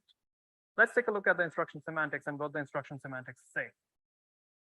The instruction semantics for the branch instruction says that a branch instruction that conditionally takes the path specified by the label LB1 if the content of register R1 is smaller than integer value 100. Okay, so branch if less than if R1 is less than 100 to LB1. This is interesting. Using the same semantics that we just saw, this instruction in the execution diagram says branch if R1 is less than 100 to LB1. All right, now I need to figure out where would LB1 go. Since we know that the branch was, the path that we took in the execution diagram was incorrect, that means at the end of the evaluation of the branch, we had to jump to LB1. Okay, that means that this LB1 label is where the program execution started after we squashed the instructions. Remember that we squashed these two instructions, and after that, this was the first instruction that executed to completion. This is most likely where the label LB1 exists. Once again, I'll repeat it just to make it very clear. The branch will go, the next instruction that is completed to execution after the branch, the correct address for the branch will be the instruction that will be committed. The first instruction after the BL that we see is committed is W. This one, this add. That is how I know what is the address of LB1. Okay, so this means that these two were on the path. These mul and these store instructions were on the path that was not taken. All right. So if I think of this, if I think of the C code for this binary stream, I would say this would be an if R1 less than 100. If this is less, then go to LB1, else to this mul and this store. Okay, so at this point, we also know that these two instructions were executed, but they were killed later. So in the stream, these two instructions should come after the branch. Now, that means that at this point, let's leave a little gap here, since this part is a little hazy. We don't know what exactly happened at this point, but I know for sure that these instructions were executed afterwards. So they must follow the path. Multiply R1, #5. Okay. Store R0, R1. So we know that the processor went in this path and then realized, oh no, this branch is supposed to be taken. So I have to jump to LB1. So this would be LB1. And this is where the next instruction, this one would be put. This would be add R1, R0, R1. Okay. And store R0, R1. All right. We don't know which other instructions were here. So the reason I left these gaps is because these two parts are hazy. We don't know. So it might be possible that there were some more instructions here which did not enter the pipeline. Some more instructions here at this point which did not enter the pipeline. And yeah, we just don't know. So yeah, it's okay if you don't put this, but yeah, this is like the best guess that we can make for what happened. All right, so yeah, that brings me to an end to this question. Now, once again, I'll quickly repeat the tips. Take a deep breath. Read the questions carefully. Okay, read the questions first. Form a mental diagram so that you understand what's happening. An image really helps you visualize. If you can visualize it, then you can solve it. And then finally solve for answers. And yeah, questions are built to be solved. The answer is always in front of you. You just need to understand where to look for it. And yeah, I wish you all a very good luck. And now let's take the questions that you had.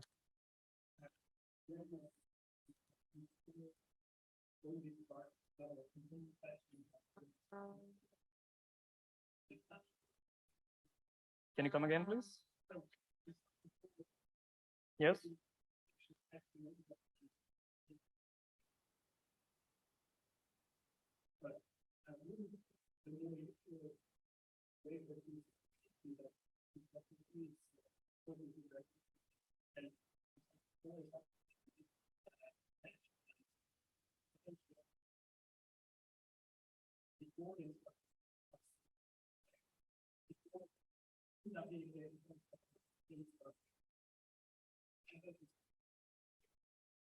Oh.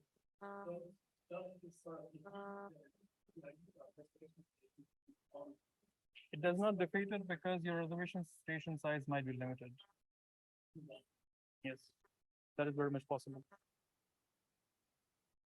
So yes, you are absolutely right. You understand. So now I can see that you understand the concept of reservation station, because you need a large reservation station to extract the parallelism that gives you performance improvement in out-of-order execution. If your reservation station size is 1, then yeah, just do it scalar. Just do it in order. You're absolutely right.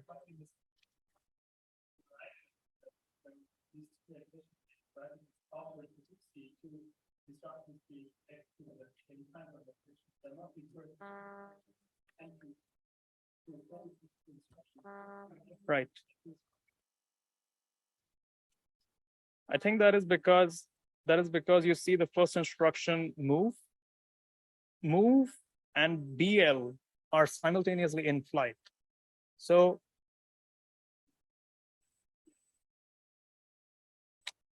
right, so okay, let's take a look at instruction 1. Instruction 1 completes execution at the 7th cycle. The commit happens at the 7th cycle. After that, I have a load instruction. The load instruction will go to a different reservation station. Remember that we had 2 reservation stations? 2 queues, basically. So the first queue has the move. The second queue has the load. The third instruction, BL, would go to the first queue. And at that point, the first queue gets full.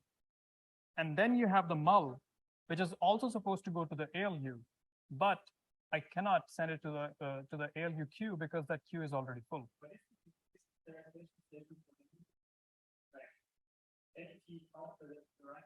Yes.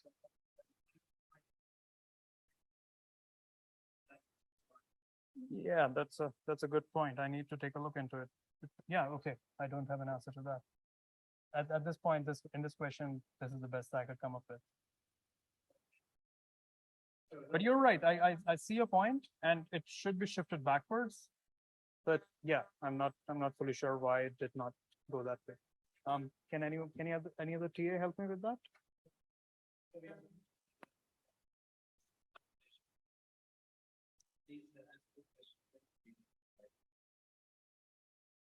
And the second question concerning part B, it will also be very wrong to bring it to the environment that instructions need to be followed.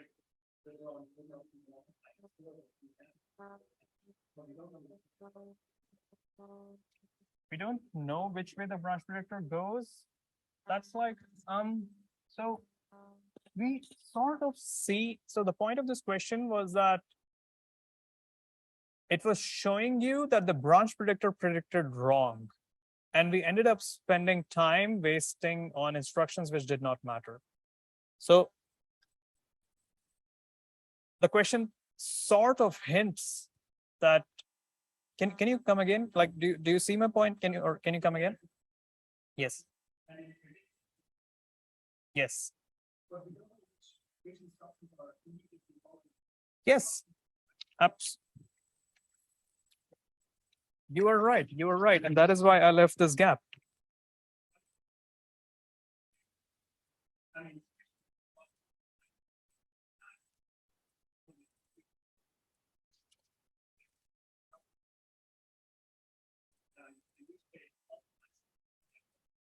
But if the branch was predicted taken, then we would not squash it, right?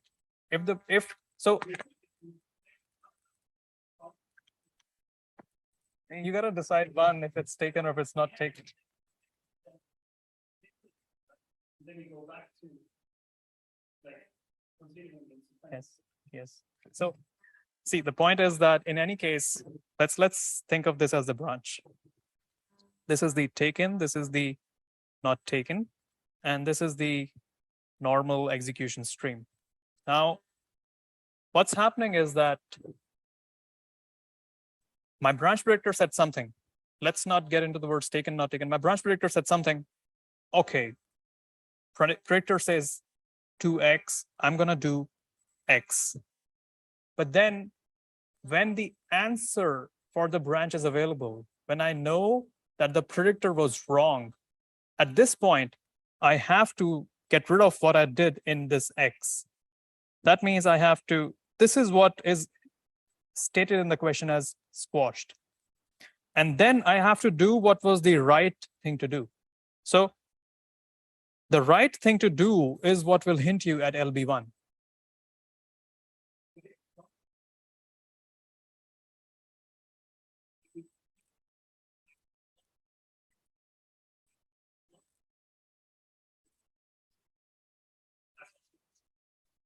That's a possibility, yes. But okay, this is once again, this is getting okay, I don't know how to say this correctly, but you are right. I understand your concern. You're thinking about edge cases, which is very good. It's not an edge case, but you need to solve this question and move on, right? You have 20 minutes. So this question is meant to be solved. I see that you're trying to dig deeper, but take what's written at face value. Because if the face value is wrong, then you can always appeal in the final exam.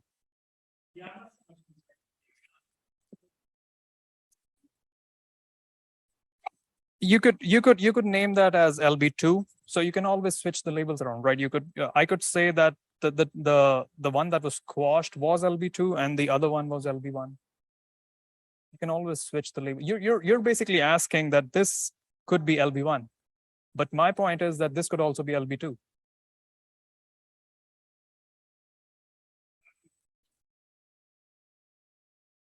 I appreciate your questions. They make sense, but yeah, you need to finish it within 20 minutes. Take it at face value. Think of edge cases when they explicitly ask you to think of edge cases. Usually they will tell you. Yeah, I hope this was clear, and let me know if there are any questions. For sure, you're already familiar with this type of question because we have it frequently in our exams, but still it's good to solve it, and it's good to go over the question completely and comment a little bit about it. So this is question 8, GPUs and SIMD. The question says, we define the SIMD utilization of a program that runs on a GPU as a fraction of SIMD lanes that are kept busy with active threads during the run of a program. As we saw in lecture and practice exercises, the SIMD utilization of a program is computed across the complete run of the program. The following code segment is run on a GPU. A warp in the GPU consists of 64 threads. That's important. And there are 64 SIMD lanes in the GPU. So what that essentially means is that when one warp executes one instruction, the instruction takes one cycle. Remember that in the GPU lectures, we covered as well, the cases where the warp size was greater than the number of lanes. And in that case, we would need to schedule the instruction across several cycles. But here is just one cycle. Each thread executes a single instruction of the shown, a single iteration of the shown loop. That's also important as well. In total, as you'll see here, there are 4,096 iterations. So what that means is that we are going to need in total 4,096 threads. Assume that the data values of arrays A and B are already in vector registers so that there are no loads and stores in this program. So for example, here you have this instruction 2. As you see, there are indeed 2 memory accesses, 2 reads, right? A of I and C of I, and then finally one write. But we consider that this is a single instruction. We consider that the values that we are operands, input and output operands that we are going to use in this question are already in registers. So we ignore those accesses to global memory of the GPU.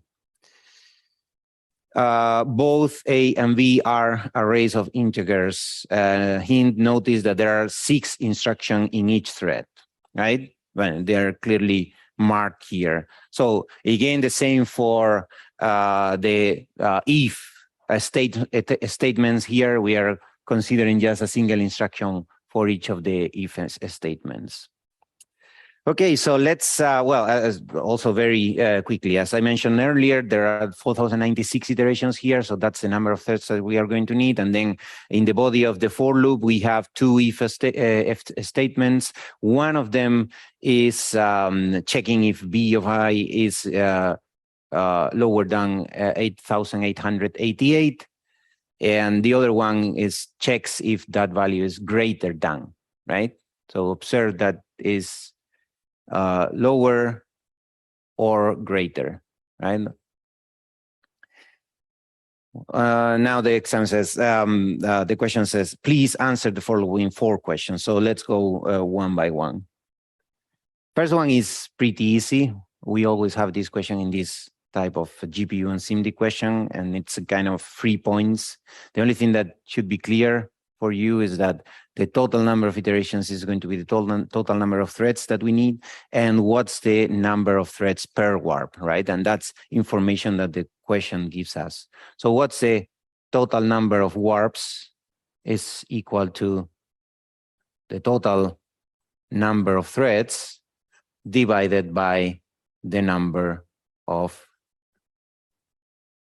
threads per warp. So this is 4096 is 2 to the 12. 64 is the number of threads per warp. That's 2 to the 6. So this means that the result is 2 to the 6. So in total, we need 64 warps to execute this code. Okay.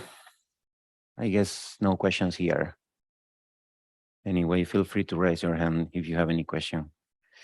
Okay, second one, it says we measure the SIMD utilization for this program with one input set. We find that it is 134 over 320.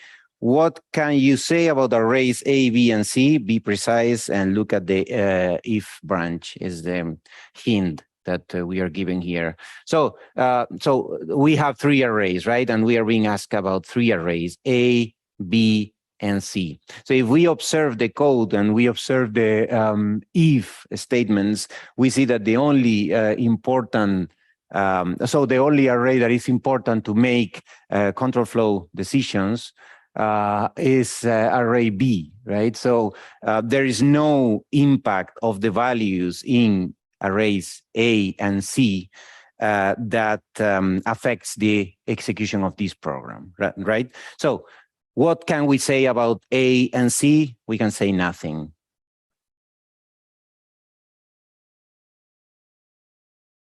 We cannot say anything about them, right? Because the execution of the program and the total SIMD utilization is not going to, is not related to the contents of A and C. But how about B?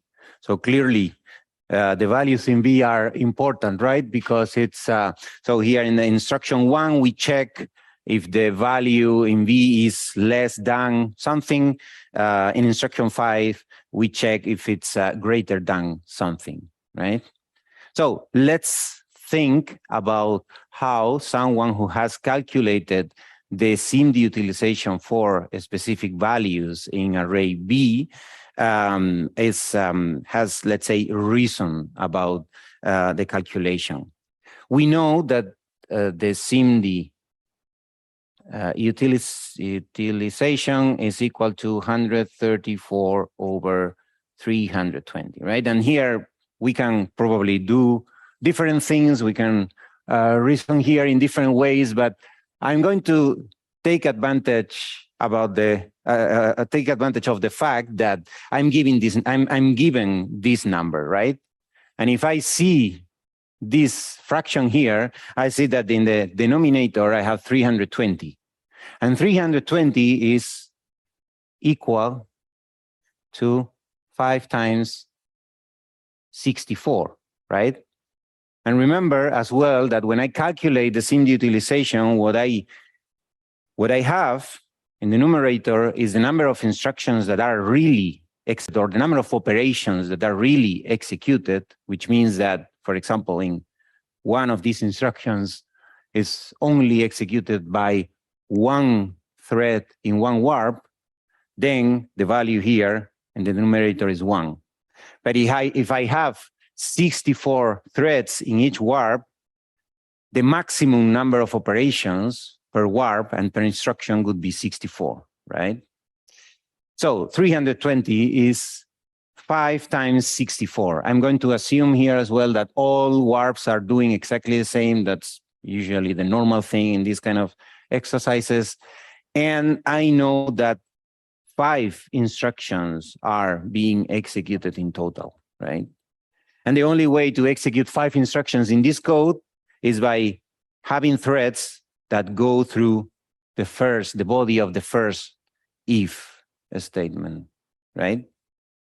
And then these, or some of the threads will, or actually all the threads will also execute this instruction 5, and none of them will execute this instruction 6. That's the only way of executing only 5 instructions in this code.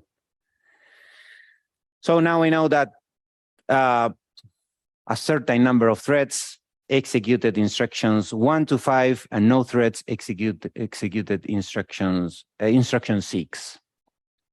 Are there any questions here? Okay. Now I can also see that all threads, all 64 threads of the warp execute this one and this one, right? Because before deciding if you go to the body of the if statement or not, you have to evaluate the condition, right? So everyone does that. So this means that 2 instructions are executed by the 64 threads of the warp, right? And then there are 3 more instructions, 2, 3, and 4, that are only executed by some threads. I know that it's not all of them, because if it was all of them, then here I would have 320 as well, right? But it's not 320. So only part of the threads, let's say, let's call this number T, is going to execute these 3 instructions. You see it? So from here, you will obtain that T is equal to threads. And what this means is that there are 2 every 64 values, actually consecutive values, of B are less than this number. The rest are exactly this number. Is it clear? No questions? Okay, good. So then for the rest of the question, we are going to reason in a very similar way, right? So the next one says, let's put it like this. Okay, the next one says, part C says, what needs to be true about array B to achieve 100% utilization? Show your work, be precise and complete. And it's important to be complete, right? So you may be able to come up with more than one possible solution. And here we are asking you to be complete, which means that you have to give us all the solutions.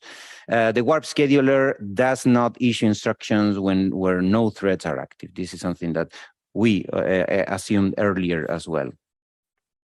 So there are 3 possible answers indeed. But the very first thing that is important to achieve 100% utilization is that all threads in the warp do exactly the same thing all the time, right? There's no divergence. And there are 3 possible ways of not having divergence in this code.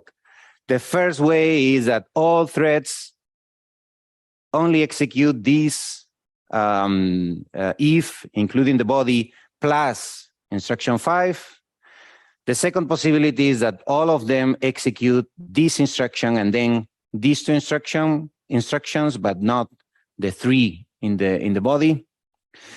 And the last possibility is that all 64 threads in each warp only execute this instruction and this instruction, but none of the bodies, because the values in B are all equal to 8, 8, 8, 8.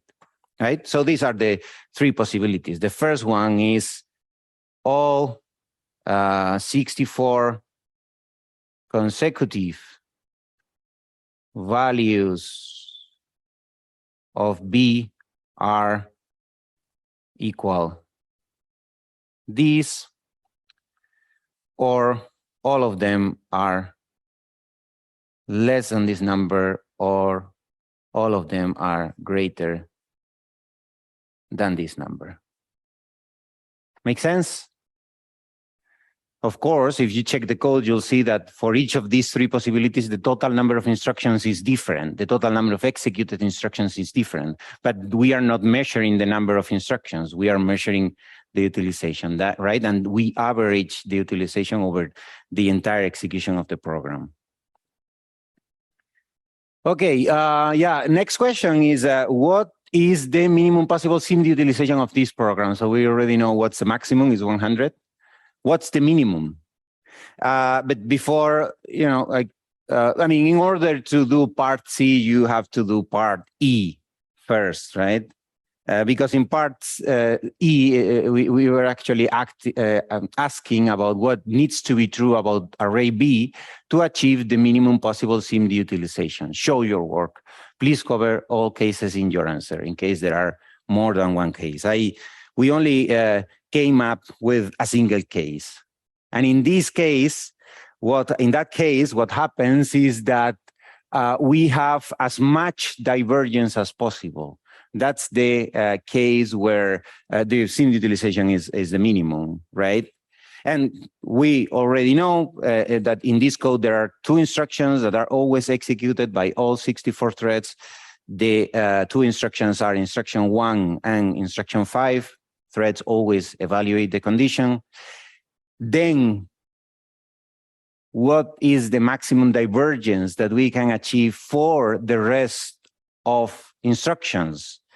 For these 3 and for this 1, for this like this body here and for this body here, the highest, the maximum divergence happens when only one thread in the warp executes the corresponding instruction, right? So here, for the minimum, we are assuming, or we are guessing that only one thread executes these 3 instructions, another one thread executes this instruction 6, and the rest of threads simply don't execute more instructions because their values are equal to 8,888, right? So, so then, as I said, every 64 consecutive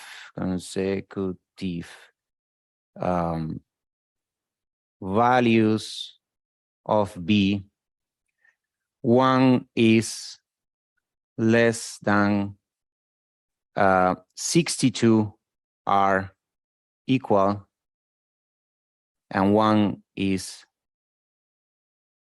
greater than this number. And now here I'm going to make use of this space, even though the answer, I'm going to calculate the answer of to part B. So here I calculate the SIMD utilization as, what's the total number of instructions? Remember, that is 6. 6 times 64. Now remember that there are 2 instructions that are always executed by all threads, no possible divergence there. So it's 2 times 64. And now there is only one thread that executes instructions 2 to 4. So this is 3 times 1. And then there is only one thread that executes instruction 6. So this is 1 times 1. So if you calculate this, you will obtain 132 over 384. So that's actually the solution to this part. Is it clear? So when you try to calculate what's the minimum utilization, always try to think, it's kind of a hint, is always try to think about how to involve many instructions in the calculation, and then for each of the instructions, try to minimize utilization, right?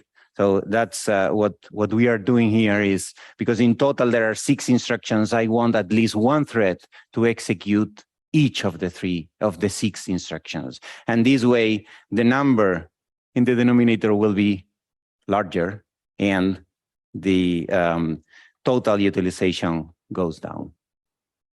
Okay? Let me know if there are any questions. Hello, everyone. In the last question, we're going to solve this cache reverse engineering question. So let's first take a look at the description and extract all the information we need.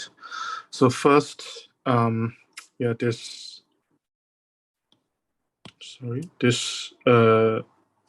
cache is addressed by bytes. we have the following 5 different possible block size. For possible associativity, 2 possible cache sizes, and one final thing is the replacement policy, either least recently used or first in, first out. So the only statistics we can get is like the hit rate with like 2 sequences, 2 access sequences, and both of them have 8 different addresses accessed.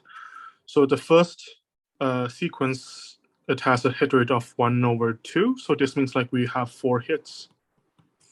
For the second sequence, 3/8, so we have 3 hits. And then the next paragraph is very important. It says that the cache is initially empty before the first sequence, and the 2 sequences are executed back to back. So this means that at the start of the second sequence, it will see the cache as it is in the end of the first sequence.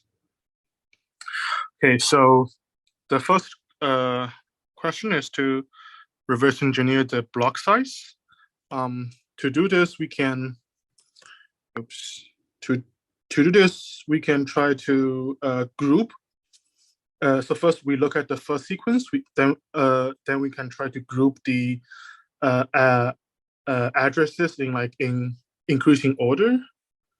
0, 32, 73, 128, 196, 255, 8K, and 16K. So we can immediately observe that no block size smaller than 64 is possible because like they're at least 32 bytes apart. So if like we have a block size of 8, 16, or 32, there would be no hits. And for 64 bytes, we would possibly have this 32 will be a hit. And then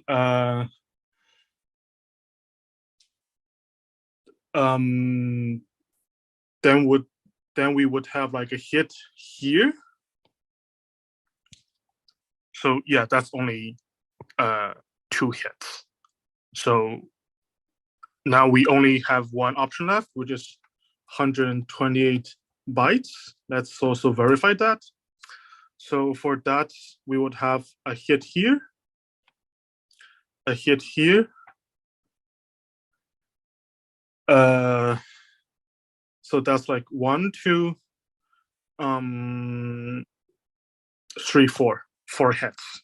Yeah, so the cache block size would be 128 bytes. Then let's take a look at the second question. So we would like to know the associativity of the cache. So as the description already specifies, at the beginning of the second sequence, it will see the state of the cache as it is in the end of the first sequence. So in the end of the first sequence, we will have the following cache blocks. So starting from now on, I will just use the starting address of a cache block to represent that block. So let's say if I write a 0, this means like bytes 0 to 127, like it's in this like cache block. If I write 1, if I like write 128, then like it's like 128 byte to 255 byte. So yeah, we will be using this notation for simplicity. So at the end of the first sequence, as we can see from our results for the first question, we would have cache line 0, cache line 128, 8K, and 16K. Okay, and then let's take a look at the second sequence.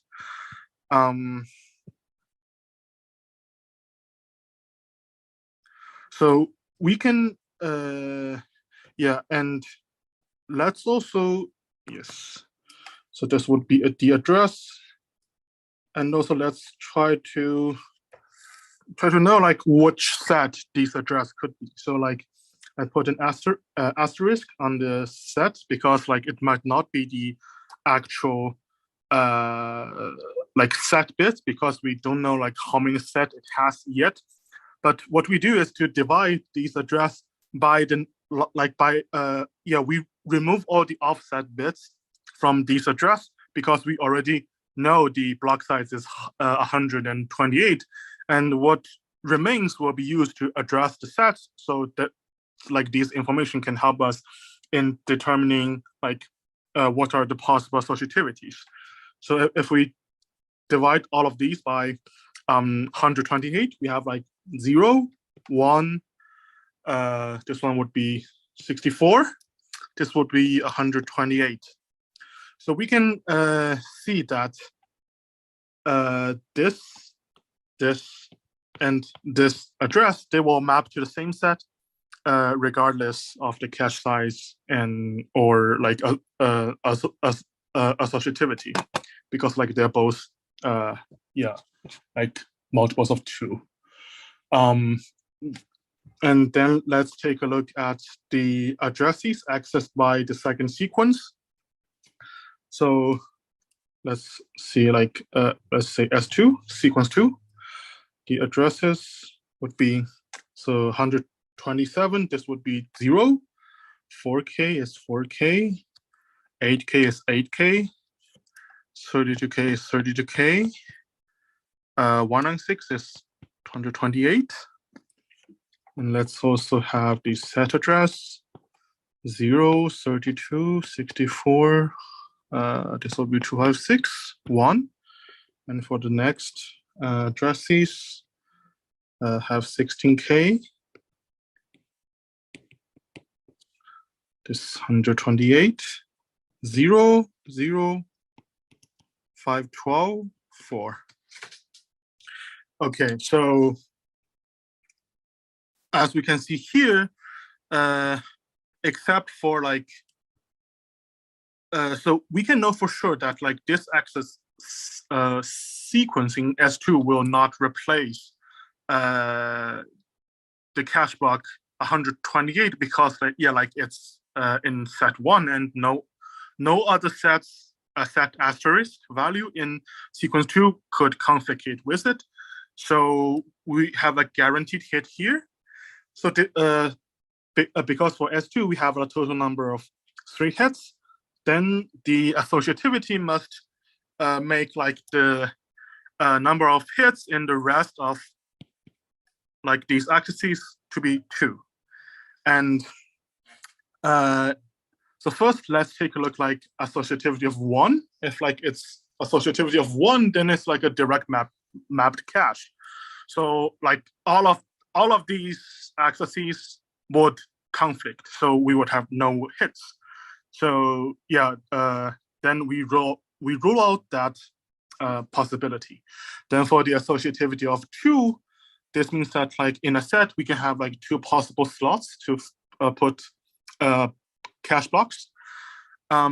Considering like we only have our least recently used or first in first out replacement policy, you can see it very clearly that like because there are like no 2 axes that are like very close to each other that can generate a hit with these 2 policies, associativity of 2 is also like ruled out.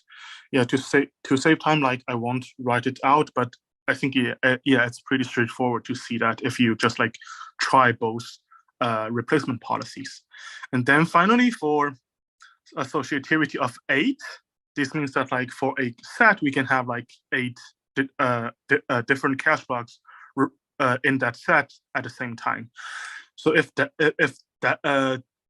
is the case, then yes, starting from the first axis, we would hit here, we would miss here, we would hit here, we would miss here. Yeah, like now we and we will hit here. Now we already have like 4 hits in this case. So it exceeds 3. So yeah, we are only left with a possible associativity value of 4-way.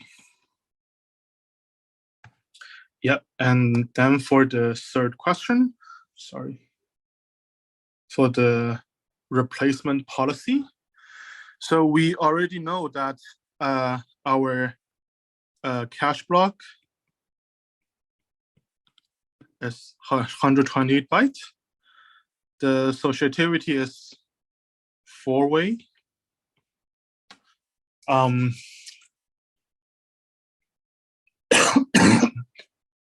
Yeah, excuse me. Okay, so then let's enumerate for both ARU and first of case to see which one can generate the desired result that we produce 3 hits in the access in sequence 2. So to reiterate, at the end or let's say at the beginning of the second sequence, we would have like address 0, address 8K, address 16K in the cache for the for set 0. So for the first access to 0, it will hit in the cache, and for the second access to 4K, it will miss, and it will insert another line, this 4K line, into the set. So, and if yeah, and then for the next access 8K, it will hit. For the next access 32K, it misses, and it is going to replace a cache line in this set. So if it is the first in, first out policy, it will replace 0. So we end up with the sequence. Then for 128, it's in the first step, so we ignore that. And then, okay, for this 16K, we will hit here. So we have like yet again 4 possible hits. 1, 2, 3, 1, 2, 3, 4. So this contradicts with the number, the hit number of 3. So we only end up with like the ARU policy. And to see it for yourself, you can like just go over this process again, but with the ARU policy. With the ARU policy, when this 32K is inserted into the set, it will replace 16K instead of like 0. So for the next access to 16K, it will miss. So yeah, then we get a final hit number of 3. Okay, so oops. So then for the next question, sorry, we want to reverse engineer the size of the cache. In order to do this, we design a following access sequence consisting of 3 addresses. First access like 8K, and then X and Y. So our goal is to come up with the address values of X and Y such that after this sequence, we can know how many bytes are there in our cache. Okay, so the sequence is 8K, X, and then Y. So at the end of the second sequence, we would have the contents in the set as let me think, 0, 8K, 16K, and 4K. Yes. And the, oops, sorry, let me think. Yes. sorry, this should be this. So yeah, because for the area policy, this would yeah, replace the 0 as we access it here. So in this case, the least the ARU bit would be 32K after we access address 8K in this like probe sequence. So because there are like only two possible sizes, 4K byte or 8K bytes for our cache, we already know that like our cache is 122 byte block size and 4-way set associative. So this means that for 4K bytes, one set would be 1K large. So all the addresses that are like multiples of 1K, they will hit in the same set. And for 8 kilobyte, all the addresses like that are multiples of 2K, they will hit in the same set. So because like this access sequence brings the ARU bit to this 32K, and the way that we can know whether the size of the cache is 4K or 8K or not is to see if we can replace this least recently used cache line. So in order to do that, we put Y as 32K, such that if Y misses, then we know this then like a previous address X has replaced this 32K address. So in order to do that, we can set like X as X is like an odd number, an odd multiple of 1K.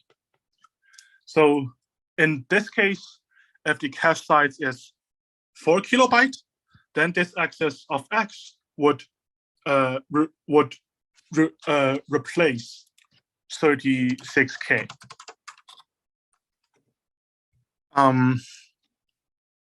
And if the cache size is like 8K, then this odd sequence will not replace 32K, and it will go to like another set.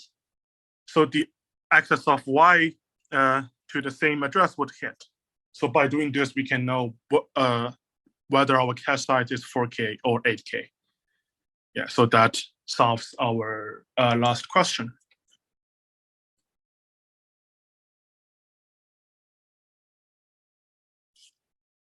So this would be, X would be 2K minus 1.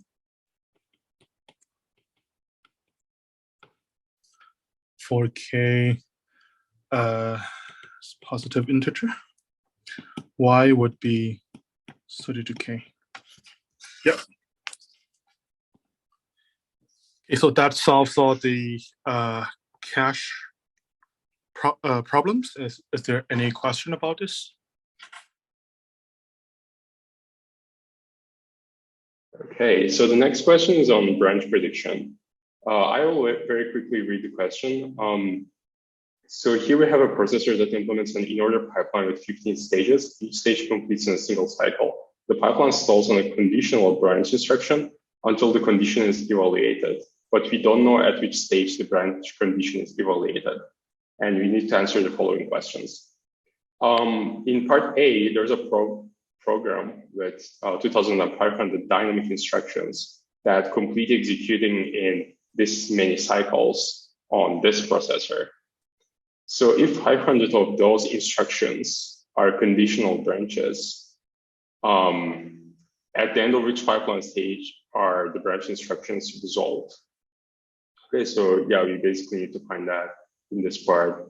And we assume that the pipeline does not stall for any other reason than conditional branches. And examples are data dependencies during the execution of the program. Okay, so like the only reason for a stall in the pipeline are the conditional branches. Okay, so how do we calculate the cycles, right, for a given program? It's basically, so let me, okay, write it here. So we can calculate the total number of cycles with this simple formula, right? So like first is the number of pipeline stages. So assume you have only one instruction that you need to execute in this processor, right? So it will execute exactly in 15 cycles because like the instructions will go through every of the pipeline stages. If you have two instructions, then these two instructions will be executed in 15 plus 1 cycles, right? So, and we can generalize this as, so given we have like, a program with n instructions, that program will execute in 15 plus n minus 1. Okay, so we do -1 because the first instruction is included in these 15 cycles, right? And then we assume n is the total number of instructions that are in the program to execute. Okay, so here we can replace n with the number of dynamic instructions given in this part A, which is 2,500. Yeah, so this is basically the formula that we will use. Plus, we need to account for the bubbles introduced by waiting for the branch conditions to be resolved. We have 500 conditional branches, and then we don't know exactly how many bubbles they will introduce. And for now, like assume every branch instruction is introducing X bubbles, right? And then we have 500 of these instructions. So we can here replace the total cycles with the given program execution time, which is 4,514 cycles. And yeah, so here, when you do the math, here X should be equal to 4. Okay, and 4 is, according to this equation, the number of bubbles, right? So here, be careful. The question is asking at the end of the which pipeline stage the branch instructions are resolved. And then the answer should be at the end of the 5th stage, right? Because it introduces 4 bubbles. So assume like the so the easiest way to like check this, or whether it should be 4 or 5, is to like think about the simplest case where the branches are resolved in the 1st stage, right? So like if the branches are somehow resolved in the 5th stage, then there will be no bubbles, right? So like in the 1st stage, 0 bubbles. So then basically, yeah, the number of bubbles caused by the branch instructions are the stage at which the branch is resolved -1. Okay, and yeah, this was part A. Yeah, I will clear this when I scroll down. Okay, so in the second part, we have a new higher performance version of the previous processor that uses a mysterious branch prediction mechanism. And with this new processor, updated processor, the following code here executes in 136 cycles. Okay, so here it says like everything else is the same about the processor. So we found that the conditional branches are resolved at the 5th stage. So we can use that information in this question. Okay, the first question is, how many instructions will be executed when running this piece of code and show your work? So let's first try to understand what's happening here. So we have a register R1, which is initially 0. So this first instruction just writes 0 to R1. And then there's a branch that will jump to last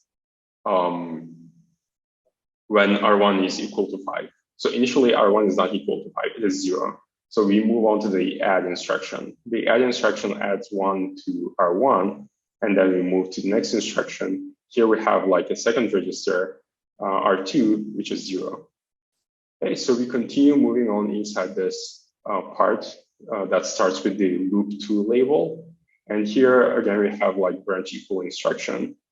And here R2 is initially 0 and compares it to 5, which is like R2 is not 5. Then we don't jump to loop 1, which is the beginning here.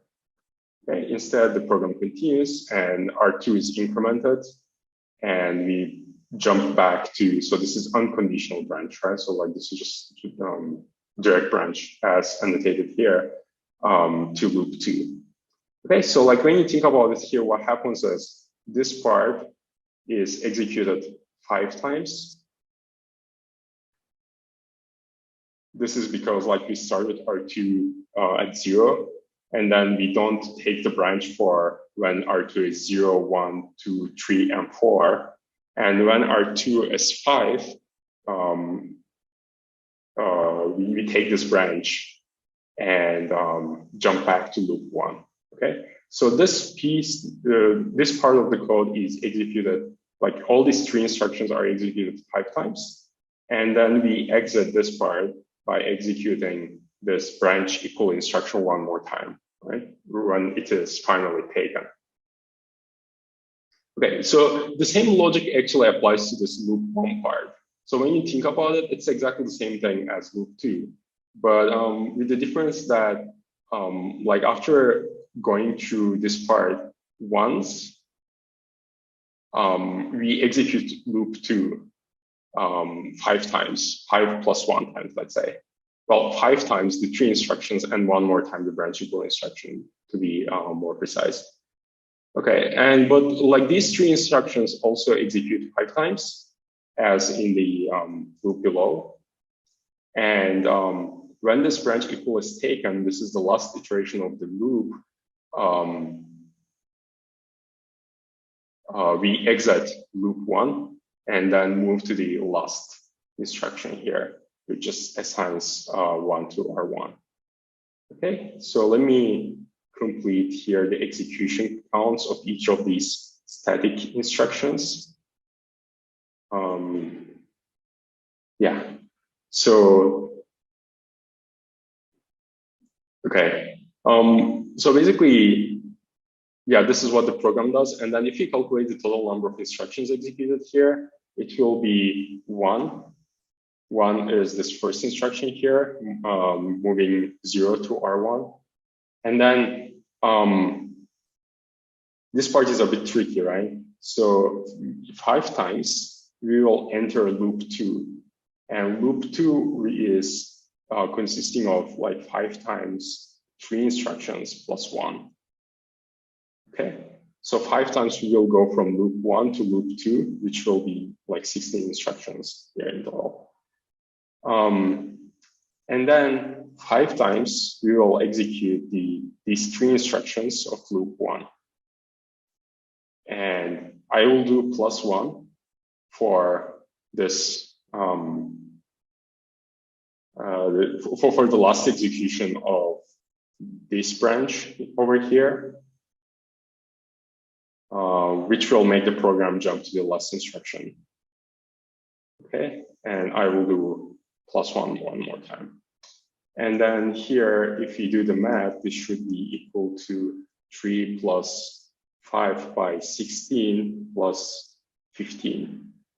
Okay, and then this is 80, 95, 97. Oh, sorry, 98. Okay, so this is the total number of instructions we have. If you scroll down to the second question, it says how many of the instructions are conditional branch instructions? Show your work.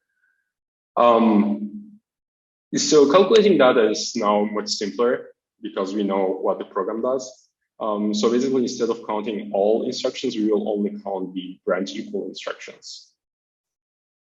And yeah, so in the first part, in loop 1 part, we execute the branch equal instruction 5 plus 1 times, right? So like 5 times when the branch is not taken and once when it is taken. And for loop 2, the branch equal instruction will be executed. So we will enter loop 2 5 times. And every time we enter it, the branch equal instruction will be executed 5 plus 1 times. Okay, so 6 times in total. Okay, I forgot to put plus here.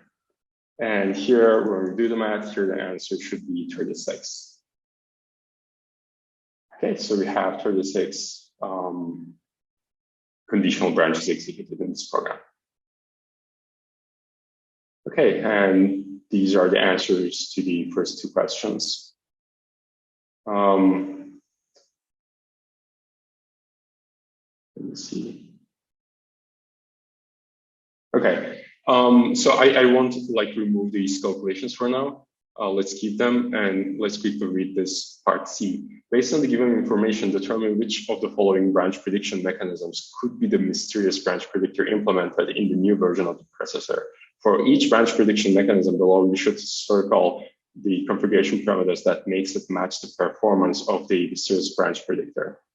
Okay, so we need to understand a bit better like what this mysterious branch predictor is doing, right? So far, these first two questions did not reveal any information about the branch predictor.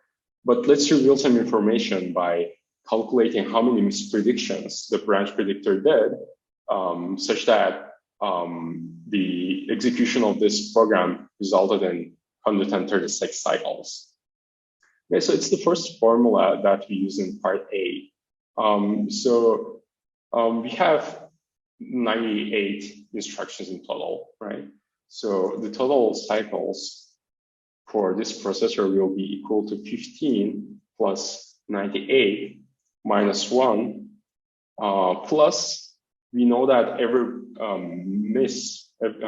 branch misprediction will result in 4 bubbles. Then we do 4 multiplied by n, where n is the number of mispredictions.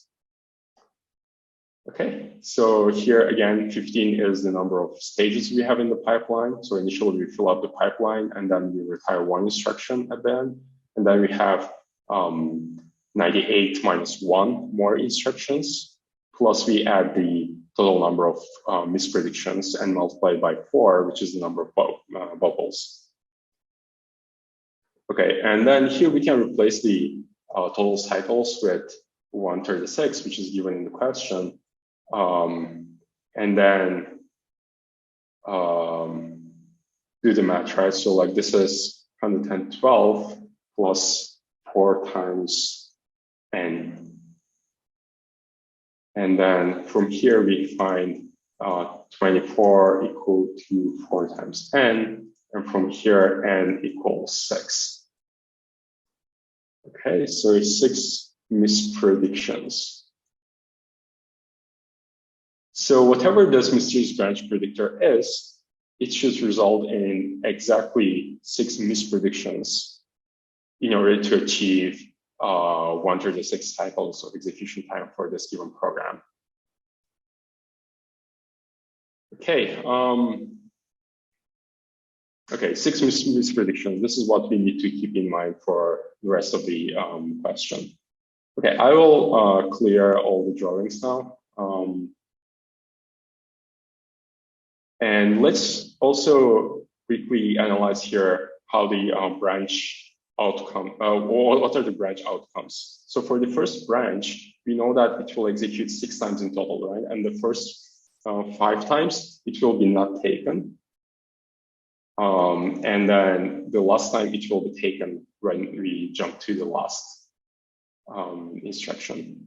And for the second branch equal instruction, it will have the same behavior, right? So it will be not taken 5 times, and 6th time it's executed, it will be taken. So here, one thing you need to keep in mind is that the order of these branches are executed. So here, once we execute branch, the first branch once, and it is not taken, this second branch will go through all of these outcomes, right? So for each single execution of the first branch, we will execute the second branch 6 times, and then the outcomes of these 6 executions will be 5 times not taken, followed by 1 time taken. Okay, cool. So like these are the branch outcomes basically that we will need to consider in the rest of the question. And now it is good that these text moves as I scroll, because like we can refer to these outcomes as we answer the questions. Okay, could this be the mysterious branch predictor? And the example is a static branch predictor. Okay, and then here we have 2 options. Either predicting as always taken or predicting as always not taken. So if you predict as always taken, as you can see, like we'll make many mispredictions, right? So like the first, okay, let me scroll down a little bit. Okay, so the first branch here will be mispredicted. And then the next branches over here that should be not taken will also be mispredicted, right? So like during the first iteration, we like mispredicted 6 times already. And then only the last branch here will be correctly predicted as taken. Okay, and then the next time, like we execute this first branch, we'll have 7 mispredictions, which exceed the target of 6 mispredictions, right? So the static predictor is not always taken, right? So, or the mysterious branch predictor is not statically always taken. You know that for sure. Okay, but what if we predict always not taken? Well, then we will correctly predict for the first, oops, that's not what I meant. Yeah, so like those not taken branches will be always correctly predicted. And then we will do 1 misprediction here for this taken branch. And then we will do this 5 times, right? Because like we will enter this loop 2, if you remember, 5 times after every execution of this non-taken branch of the first branch. Okay, so from here we have 5 mispredictions. And for the first branch, the branch predictor will do 1 more misprediction for the last iteration where the branch is taken. And in total, we will have 6 mispredictions. Okay, that's good. So this is exactly what we're looking for. And then here we can say that, yeah, so the mysterious branch predictor could be the static branch predictor with the always not taken option. So here the answer is yes. And the option that satisfies this, the given requirements is always not taken. Okay, oops.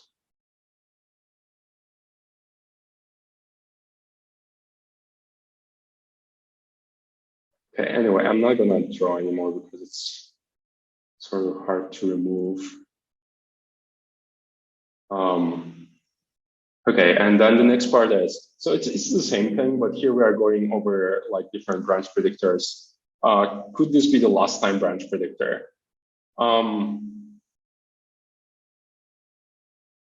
Yeah, so here again, we need to evaluate each of these options that we have. So last time branch predictor, what it does is it predicts the last outcome, basically, right? So like if the previous branch was not taken, this branch predictor will predict the next branch as not taken. Okay, and then here we have two options. The initial prediction direction can be either taken or not taken. This is only for the first branch. And then we can store this information locally or globally. So local means that every branch instruction has its own like one level of history, right? So like we treat the previous outcome separately for every branch instruction by using the program counter to differentiate the two instructions. Or the second option is like to use a global last time branch predictor where the branch history is shared across all the branches.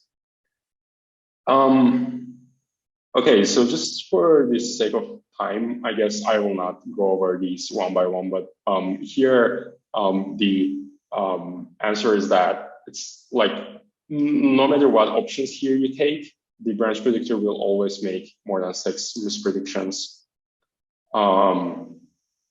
And yeah, so here the answer is basically no, this cannot be the mysterious branch predictor.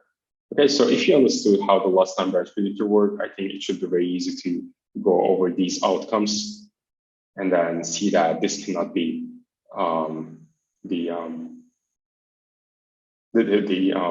mysterious branch predictor. Okay, maybe I will go over one example. So assume that the initial direction is not taken, and then we use local branch predictor. Okay, so like when we look at each branch individually with not taken, the first outcome will be correct.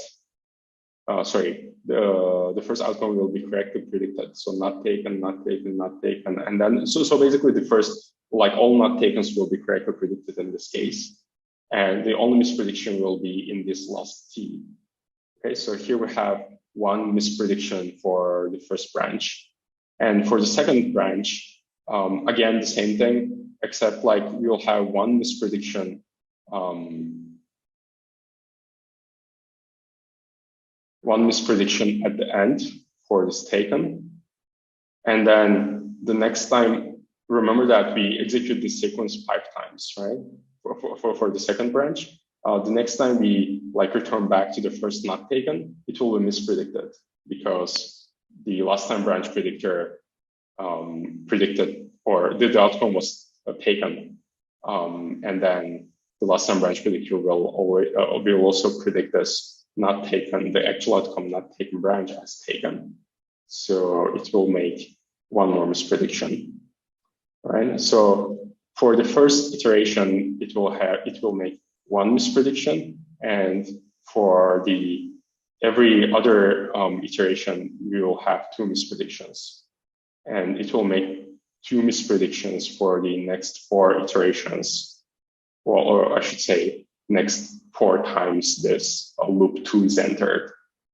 Okay, and in total here for this loop 2, we make 9 mispredictions, which is more than 6. Plus we had 1 misprediction for the first branch. Okay, so this was just an example of these cases where we assume the prediction, the branch predictor is configured as initially not taken with local with local history, last time branch prediction. Okay, moving on. The next branch predictor is backward taken, forward not taken. So this is simple. Could this be the mysterious branch predictor? So let's look at whether these branches are backward or forward branches. So this branch equal jumps to last, right? So this is a forward branch. But the second branch in loop 2 goes back to loop 1. So this is backwards taken. Okay. And then this predictor will predict backwards as taken and forwards as not taken.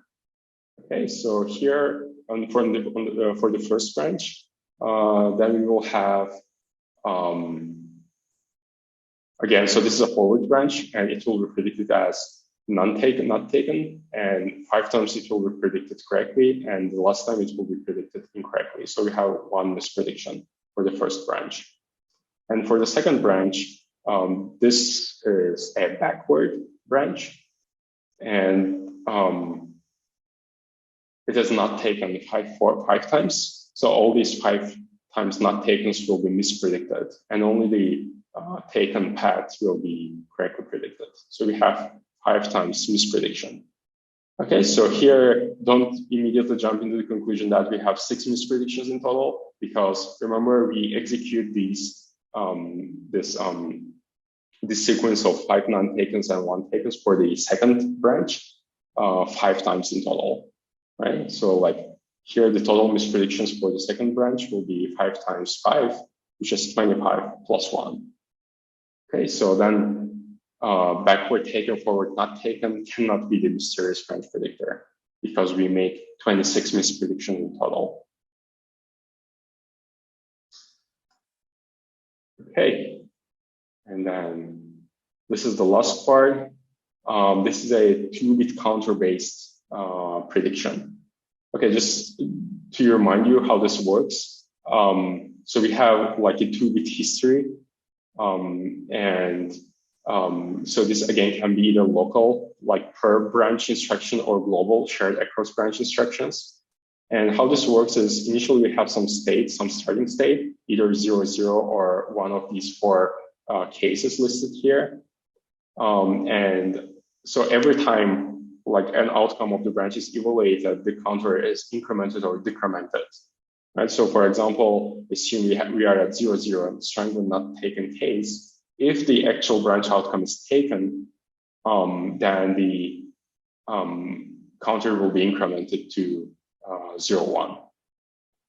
And from that point on, the prediction will still be weakly not taken. But once we encounter one more taken branch, the counter will be incremented one more time to 1, 0. And from that point on, the branch predictor will start predicting the outcomes as taken. Right? And then depending on whether the actual outcome of the future branches is taken or not taken, we'll keep incrementing or decrementing the counter and making predictions based on the current value of the 2-bit counter-based branch predictor. Okay, so here are some configurations that work actually that result in 6 mispredictions. And these are, so just like based on the solution that we provided for this question, these are yes, local or global doesn't matter, and these 2 cases where we start from strongly not taken or weakly not taken.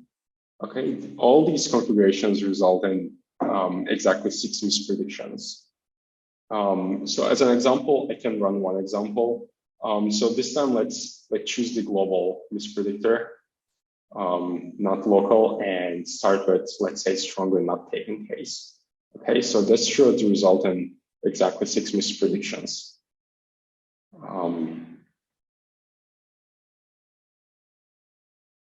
Okay, so we take this as a starting point and a global predictor.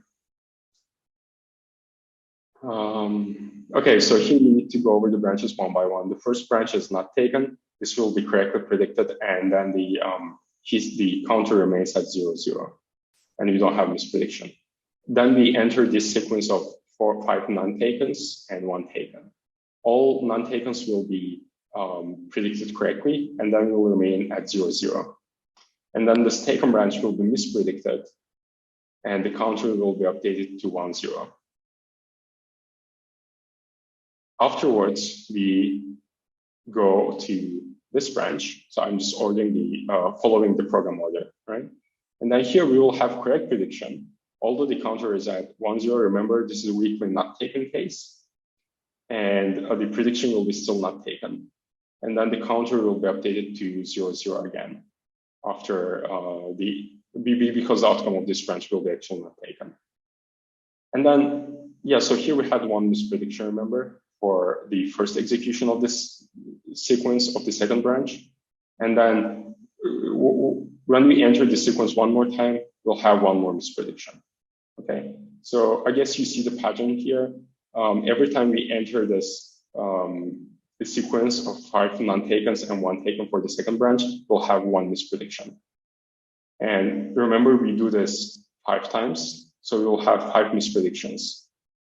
And then, yeah, so we go over these branches, non-taken branches one by one. And then finally, when we are here at the final instance of this branch, which is taken, we will again mispredict, because like when we leave this sequence for the second branch, remember we leave it when the counter is at 1, 0, which predicts this taken branch as not taken and gets updated to 1, 0, right? But the although we get updated later to weekly taken state, that is before we make the misprediction before we actually do that evaluation, right?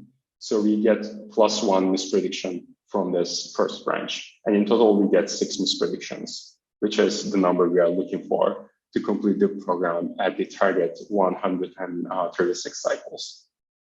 Okay, so basically for the options that are marked initially, like no matter whether you start at 0, 0 or 1, 0 weekly taken cases, or whether you use local or global branch predictor, it doesn't matter. For all these, the branch predictor will make exactly 6 mispredictions. Okay, are there any questions or any cases in particular that you want me to evaluate here as an example? Yeah, if not, I guess we are done with this question. Well done on sticking it out. We only have one more question to go. This question is on VLIW, so very long instruction words. Let's go through the question first to see what we're dealing with. So we are told to consider a VLIW CPU that uses the long instruction format shown in table 4. This is table 4, and so we see that we have 4 slots for short instructions in each of these long instructions. So that's what they tell us next. Each long instruction is composed of 4 short instructions. However, note that there are restrictions on which type of instructions may go in which of the 4 slots. So as table 4 tells us here, the first slot can only contain memory instructions, the second one integer instructions, control instructions, and float instructions, respectively, for the third and fourth slots for short instructions. Then we have table 5. Table 5 provides a detailed description of the available short instructions and the total execution latency of each of them. Each short instruction execution unit is fully pipelined. This will be important, so don't forget this detail. And its result is available on the cycle given by the latency. What that means is, for example, for a control instruction, its results, if any, are made available for other instructions to use in the next cycle. Let's take a look here at the category control in table 5. We see that the corresponding latency is 1. So what that means is we issue the control instruction, and then the result is going to be available right after, in the very next instruction. So the information that we need to get from this table 5 is that we have one type of control instruction, which is the branch the branch if equal instruction. We have a load instruction, which has a latency of 3 cycles. We have an integer add and a floating point add instruction also. These should be very familiar. They follow syntax analogous to MIPS. So just keep these in the back of your mind. We'll come back to them as soon as we need them. So then we are given another table, this time with a piece of code. Unfortunately, you are going to be the compiler. So you know that this is the code that was generated from some application. However, unfortunately, this code contains a sequence of short instructions. So we cannot directly input these short instructions into the VLIW instructions, and that's going to be your job for today. So here we have table 6, which you can see is the proposed code for calculating the results of the next Swiss referendum. We're not really concerned about that, but our task is going to be to map each of these from 1 to 12 into basically the instructions that are scheduled in the VLIW machine. However, before we get into that, we have a warm-up question. So this warm-up question asks us, which of the following are goals of VLIW CPU design? And they ask us to circle all that apply. The options here are simplify code compilation, simplify application development, reduce overall hardware complexity, simplify hardware inter-instruction dependence checking, and reduce processor fetch width. Before we think about this, I'm going to quickly borrow from some of Professor Mutlu's slides. This is where the concept of VLIW was introduced. I just want to call your attention to a couple of sentences here, which I think will make it very, very easy to answer this question. First, the idea behind VLIW machines is that the compiler should find independent instructions and statically schedule, meaning packing or bundling, these independent instructions into a single VLIW instruction. Crucially here, this is the role of the compiler. And then also this first point here, a very long instruction word consists of multiple independent instructions packed together by the compiler. I'm just going to quickly scroll up here also. Yes, so a couple of slides back, we also have these important sentences. Hardware fetches and executes, the hardware fetches and executes the instructions in the bundle concurrently. And crucially also, there is no need for hardware dependency checking. Keep in mind, this is because the compiler itself is taking care of this for you. So there is no dependency checking on the hardware between concurrently fetched instructions in the VLIW model. So with this in mind, I think we can come back to our warm-up question here. Is the code compilation any simpler? Not really, right? This is not true. In fact, now there is added complexity because we need to take care to find these instructions that can be bundled into a single instruction. Is application development easier? Also not necessarily, right? On the one hand, there isn't even that much of an influence. This affects the compilation process, not so much the application development process. But if anything, it would become more complex because we need to take the microarchitecture into account when scheduling instructions. However, and this should be very, very clear from what we've just read, it does reduce overall hardware complexity. So this one is correct. And it does so, actually, the fourth option here helps us. It simplifies hardware inter-instruction dependence checking. We don't need to check for these dependencies between different instructions. We just need to execute them as they were scheduled, right? So it also simplifies the hardware inter-instruction dependence checking. Does it reduce the processor fetch width? Not at all. In fact, the opposite, right? The fetch width becomes wider, right? We fetch more let's say bytes with each instruction that we process, right? So this fifth option is also not true. So the answer here for part A is sentences 3 and 4. Now we move on to part B. Now our task is to determine the optimal VLIW scheduling of the short instructions by hand. So we want to fill in this table that I briefly showed you before with the highest performance, that is the fewest number of instruction cycles, instruction sequence that may be directly input into the VLIW CPU and have the same functionality as the code in table 6. So we're going to have to basically keep these two things on, on our brain's RAM. We're going to need to keep this code that we want to map in mind. We're going to need to keep the latency of each of the operations in mind, and we're going to need to basically schedule them as we can, with the goal of minimizing latency, or rather with the goal of maximizing performance, which is what the question states. Okay, so where possible, you may write instruction IDs, which is what I'm going to do for the sake of simplicity. Notice that each of the instructions here is numbered, so for the sake of simplicity, I'm just going to resort to using these numbers in this table. And we can also leave any NOP instructions. Note it's likely that there will be quite a few NOP instructions because we're not going to pack the entire table. And we can leave those as blank slots. Consider only one loop iteration, including the back instruction. Ignore initialization and any cross-iteration optimizations, for example, loop and rolling. As a brief side note, loop and rolling is very commonly used optimization technique, especially in these VLIW contexts. So good for you to know, but not relevant for this question. They ask us explicitly not to consider that, and also not to optimize the code by removing or changing existing instructions. So let's start. Oh, by the way, we also have a hint down here that the entire thing should not require more than 20 cycles. I don't think we're going to have that problem. So let's start at the beginning, which is, I think, when we're giving a sequence such as this, I think it's a good idea to start from the top and to follow the instructions sequentially, because this will also make it very clear where the dependencies arise, basically. So the very first instruction is a load instruction.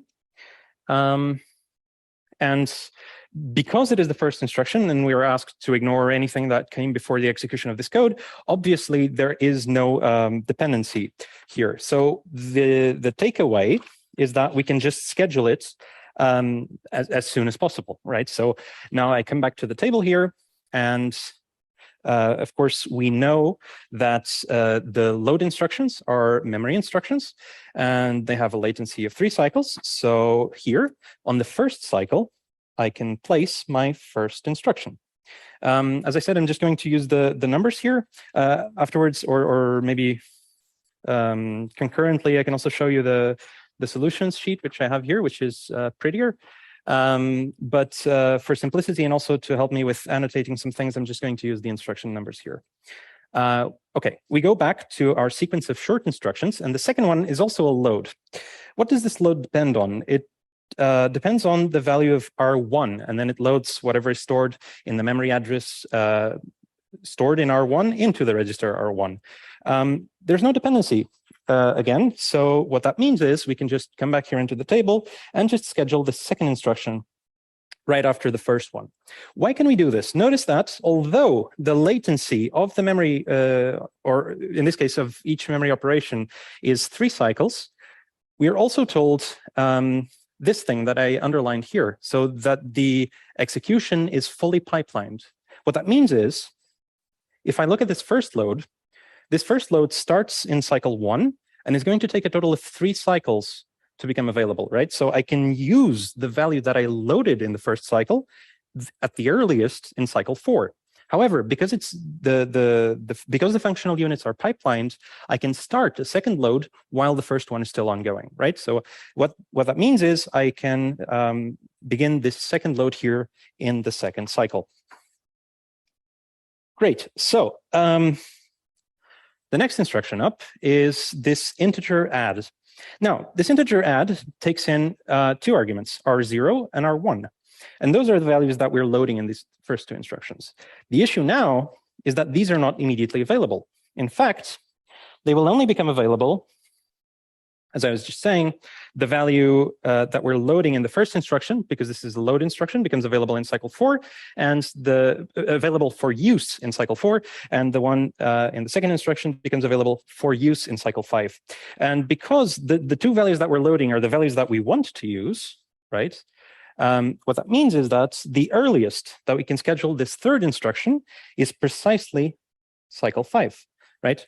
When the second load becomes available. Awesome. Let's look at the next instruction. We have a floating point add now. This one requires the values of R0 and R4. So R0 is loaded in the first instruction. I've already said it, I think 3 times now. That becomes available in cycle 4. However, this value, the value of R4, only becomes available after this IAD completes. How long does the IAD take to complete? We scroll back up to the table and we see that the latency in cycles for these instructions is 2 cycles. So what that means is this integer add that we started in cycle 5 becomes available for use in cycle 7, right? 5 is the first cycle, 6 is the second cycle, and then the result is available for use in cycle 7. And I want to be really sure that I don't screw up, but so far, so good. What this means is we can scroll here to the right all the way to our float column, right? Because well, remember, the instruction that we want to do is a floating point add, and that can be scheduled as soon as this integer addition. Let me scroll zoom out a little bit. As soon as this integer addition, the result of this integer addition becomes available. And that happens in cycle 7. So here we can go to cycle 7 and we can store our fourth instruction. Great. So then we have another couple of load instructions. Note that these load instructions, the first one of them, requires the value R2. There's no prior dependency with any of the previous instructions. So this can, in principle, be scheduled as soon as possible. And however, for this second load word here, so the one at index 6, we do have a dependency on R0. The most recent instruction to modify R0 was the first instruction with a load. And we, again, need to remember that this has a latency of 3 cycles. So we want to schedule instructions 5 and 6. As I said, for the first one, not a problem. We can just schedule as soon as possible, right? The earliest slots that is available in the memory column is this cycle here, right? And then for this one, for instruction 6, we want the value of R0 to be the value that we load in the first cycle. How long does that take to be available? It takes 3 cycles, right? So this value becomes available here. That's very good news for us, right? Because what that means is, in this cycle, I can already schedule this instruction, right? Maybe now is a good time to revert back to this. This is the solutions, which with much prettier font type than what I can do. And so basically what you see here is that these 5th and 6th instructions can be scheduled here right next to each other. The R0 that we load from the first one is then used to basically for in this 4th cycle for the 6th instruction. Great. Now we have a bunch of arithmetic operations that we want to take care of. We have a floating point add here. This one requires the values in R1 and R6. Let's see. So R6 was last modified by this load here, and R1 by this load here. So essentially, we look at the latest load. The latest load here started at cycle. So this is instruction 5. We come back here. This is instruction 5, started here, and it's going to take 3 cycles to become available. So what that means is, by cycle 5, by the end of cycle 5, we have all that we need for this floating point addition. Since by cycle 5, the value of R6 becomes known, and the value of R1 was already known from before, okay? So what that means is, we have another floating point addition, right? This is going to be number 7. The last one that we filled in was number 6. And the interesting thing is, we can actually schedule it earlier than the floating point addition that we saw before, right? Because we have everything that we need at this stage. Cool. Now, we have a bunch more integer additions. So let's see. This one here, instruction 8, depends on R2 and R4. So let's see. R4 is modified by instruction 3, which is here. And we know that integer instructions have a latency of 2 cycles. So based on this dependency, the earliest that we could schedule this instruction, this instruction 8, would be here, right? Exactly, would be here. And then we look at the other dependency, which is, so we have 8, R2. R2 comes from load with label 6. And that has a latency of 3 cycles. So again, same thing. It would also be available here. So what that tells us is that we can actually schedule the IAD for, so this instruction with index 8, we can schedule it here. Still matching up with the solutions, which is great news. Okay, next one over. Instruction 9, another IAD.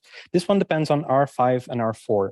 So we just modified R4 in the previous instruction, and R5 was last modified by this floating point instruction. Okay, so we're just going to have to take a look at both of those. The latency of floating point adds is 4 cycles. The latency of integer adds is 2 cycles. Okay, so now I want to briefly make notes of the corresponding instruction numbers. So we have 4 and 8, right? So we have 4 here and 8 here. So 8 this one has a latency of 2 cycles, right? And then this 4 has a latency of 4 cycles, right? So that's going to take 1, 2, 3, 4 cycles. So only here does this value from this instruction become available. What that means is I can only schedule this instruction 9 basically at cycle 11. Okay, great. We have a couple more instructions to go. We have instruction 10, which is going to add the values in registers 6 and 2. Those were last modified by instructions 5 and 6. These are both loads, and so we can just take a look at those. 5 and 6 here, right? So the latest one of them is going to take 3 cycles. So that's going to become available for use here at this stage, right? However, note that we have already, so the instruction that we want to schedule is an integer add, and we've already scheduled an integer add for this point. So what we can do is we can schedule this 10th instruction for right after it, right? Okay. Same logic here. I think you got the idea by now. So we have a dependency on R0 and on R3. R3 was last modified by this instruction 7. R0 was modified by the instruction that comes just before. So let's take a look at this instruction 10. This one has a latency of 2 cycles, right? So this value becomes available here at this point. However, we also need to consider instruction 7. Instruction 7 is a floating point addition. A floating point addition has a latency of 4 cycles. So starting our counting from here, 1, 2, 3, 4, the value becomes available for use here at this stage. Luckily for us, that's the same as the other one. So what that means is that this instruction 11 can be scheduled basically at any point after this checkpoint when both values become available. So we can just schedule our 11 right there. Okay, we've made it to the end. We have one instruction to go, a branch on equals. This branch depends on the values in R0 and R5. R0 is modified by this integer add right before, and R5 comes from a previous integer add. So we care about instructions now 9 and 11.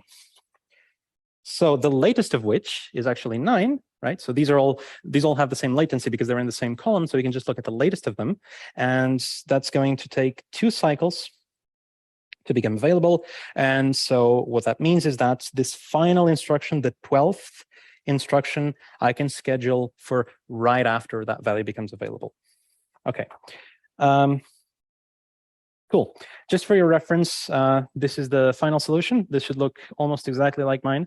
And I will highlight one thing, which is the most eagle-eyed among you will have noticed that this table actually has one more instruction than the one that I just filled in. The reason for that is that if you notice, this instruction 8, because nothing else depends on it, can go here, which is the earliest that it can be executed, but there's also no harm in placing it here between 10 and 11, right? That will not affect any later instructions and will also not delay the total time to execute the program, right? Because even if this instruction 8 were to start 2 cycles later, it would still be done before the program reaches completion. So what the official solutions give us is ideally, this would be colored in red if this had been printed in color. But basically, note instruction 8 may go in either of the red slots, right? So there were 2 right solutions here.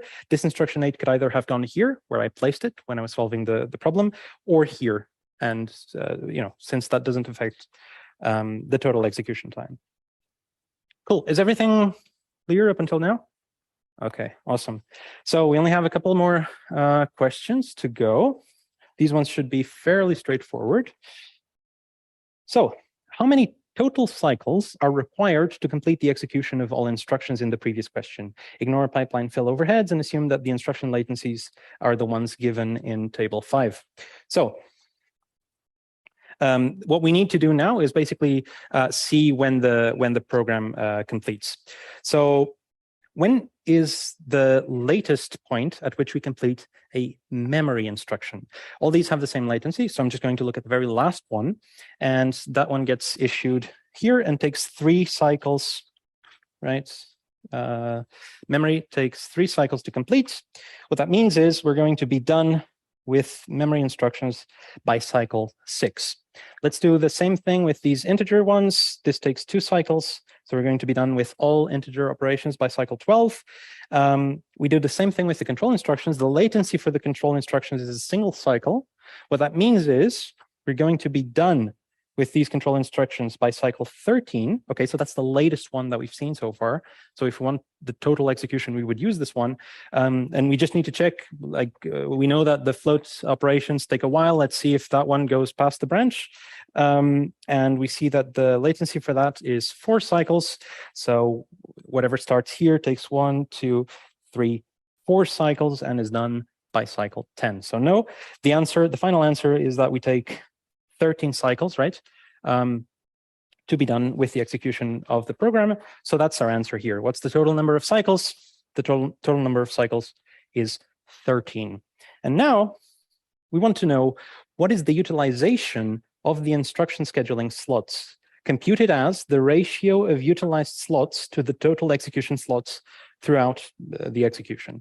I have an important remark to do here, which is that because there is no standard way to measure this kind of utilization, it's very important that you read the question carefully. So in this case, I ask you to give me the utilization as the ratio between the utilized slots and the total slots. But this is not the only way that I could ask this. I could ask between the ratio of utilized slots to the number of VLIW instructions, right? You might see that in different questions on this topic. So always be sure to double check how we want you to calculate the utilization. If it's ambiguous, if you don't know what we mean, be explicit and state your assumptions, right? That's always a good idea. Okay, in this case, we are asked to compute it as the ratio between the utilized slots and the total slots that we had.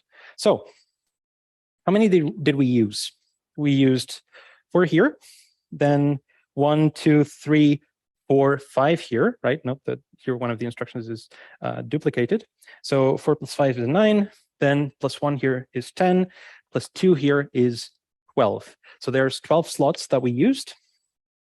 That's going to be the numerator of the expression, right? And the denominator is going to be how many slots we could have used, okay? And that depends basically on how long the program took to finish.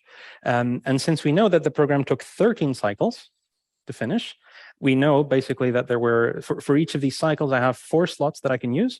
So the total number of available slots is just 13 times 4, right? It's just literally the number of boxes in this table during the run of the program. So here, this is going to be 12 divided by 13 times 4. Okay, and if you do the math here, this works out to, yeah, basically 3 over 13, which would have been fine, but because I have my cheat sheet here, this is approximately 23.1%. Okay, so in all these VLIW questions, this is a very common question to ask. So it's good that you're comfortable asking for utilizations. Yeah.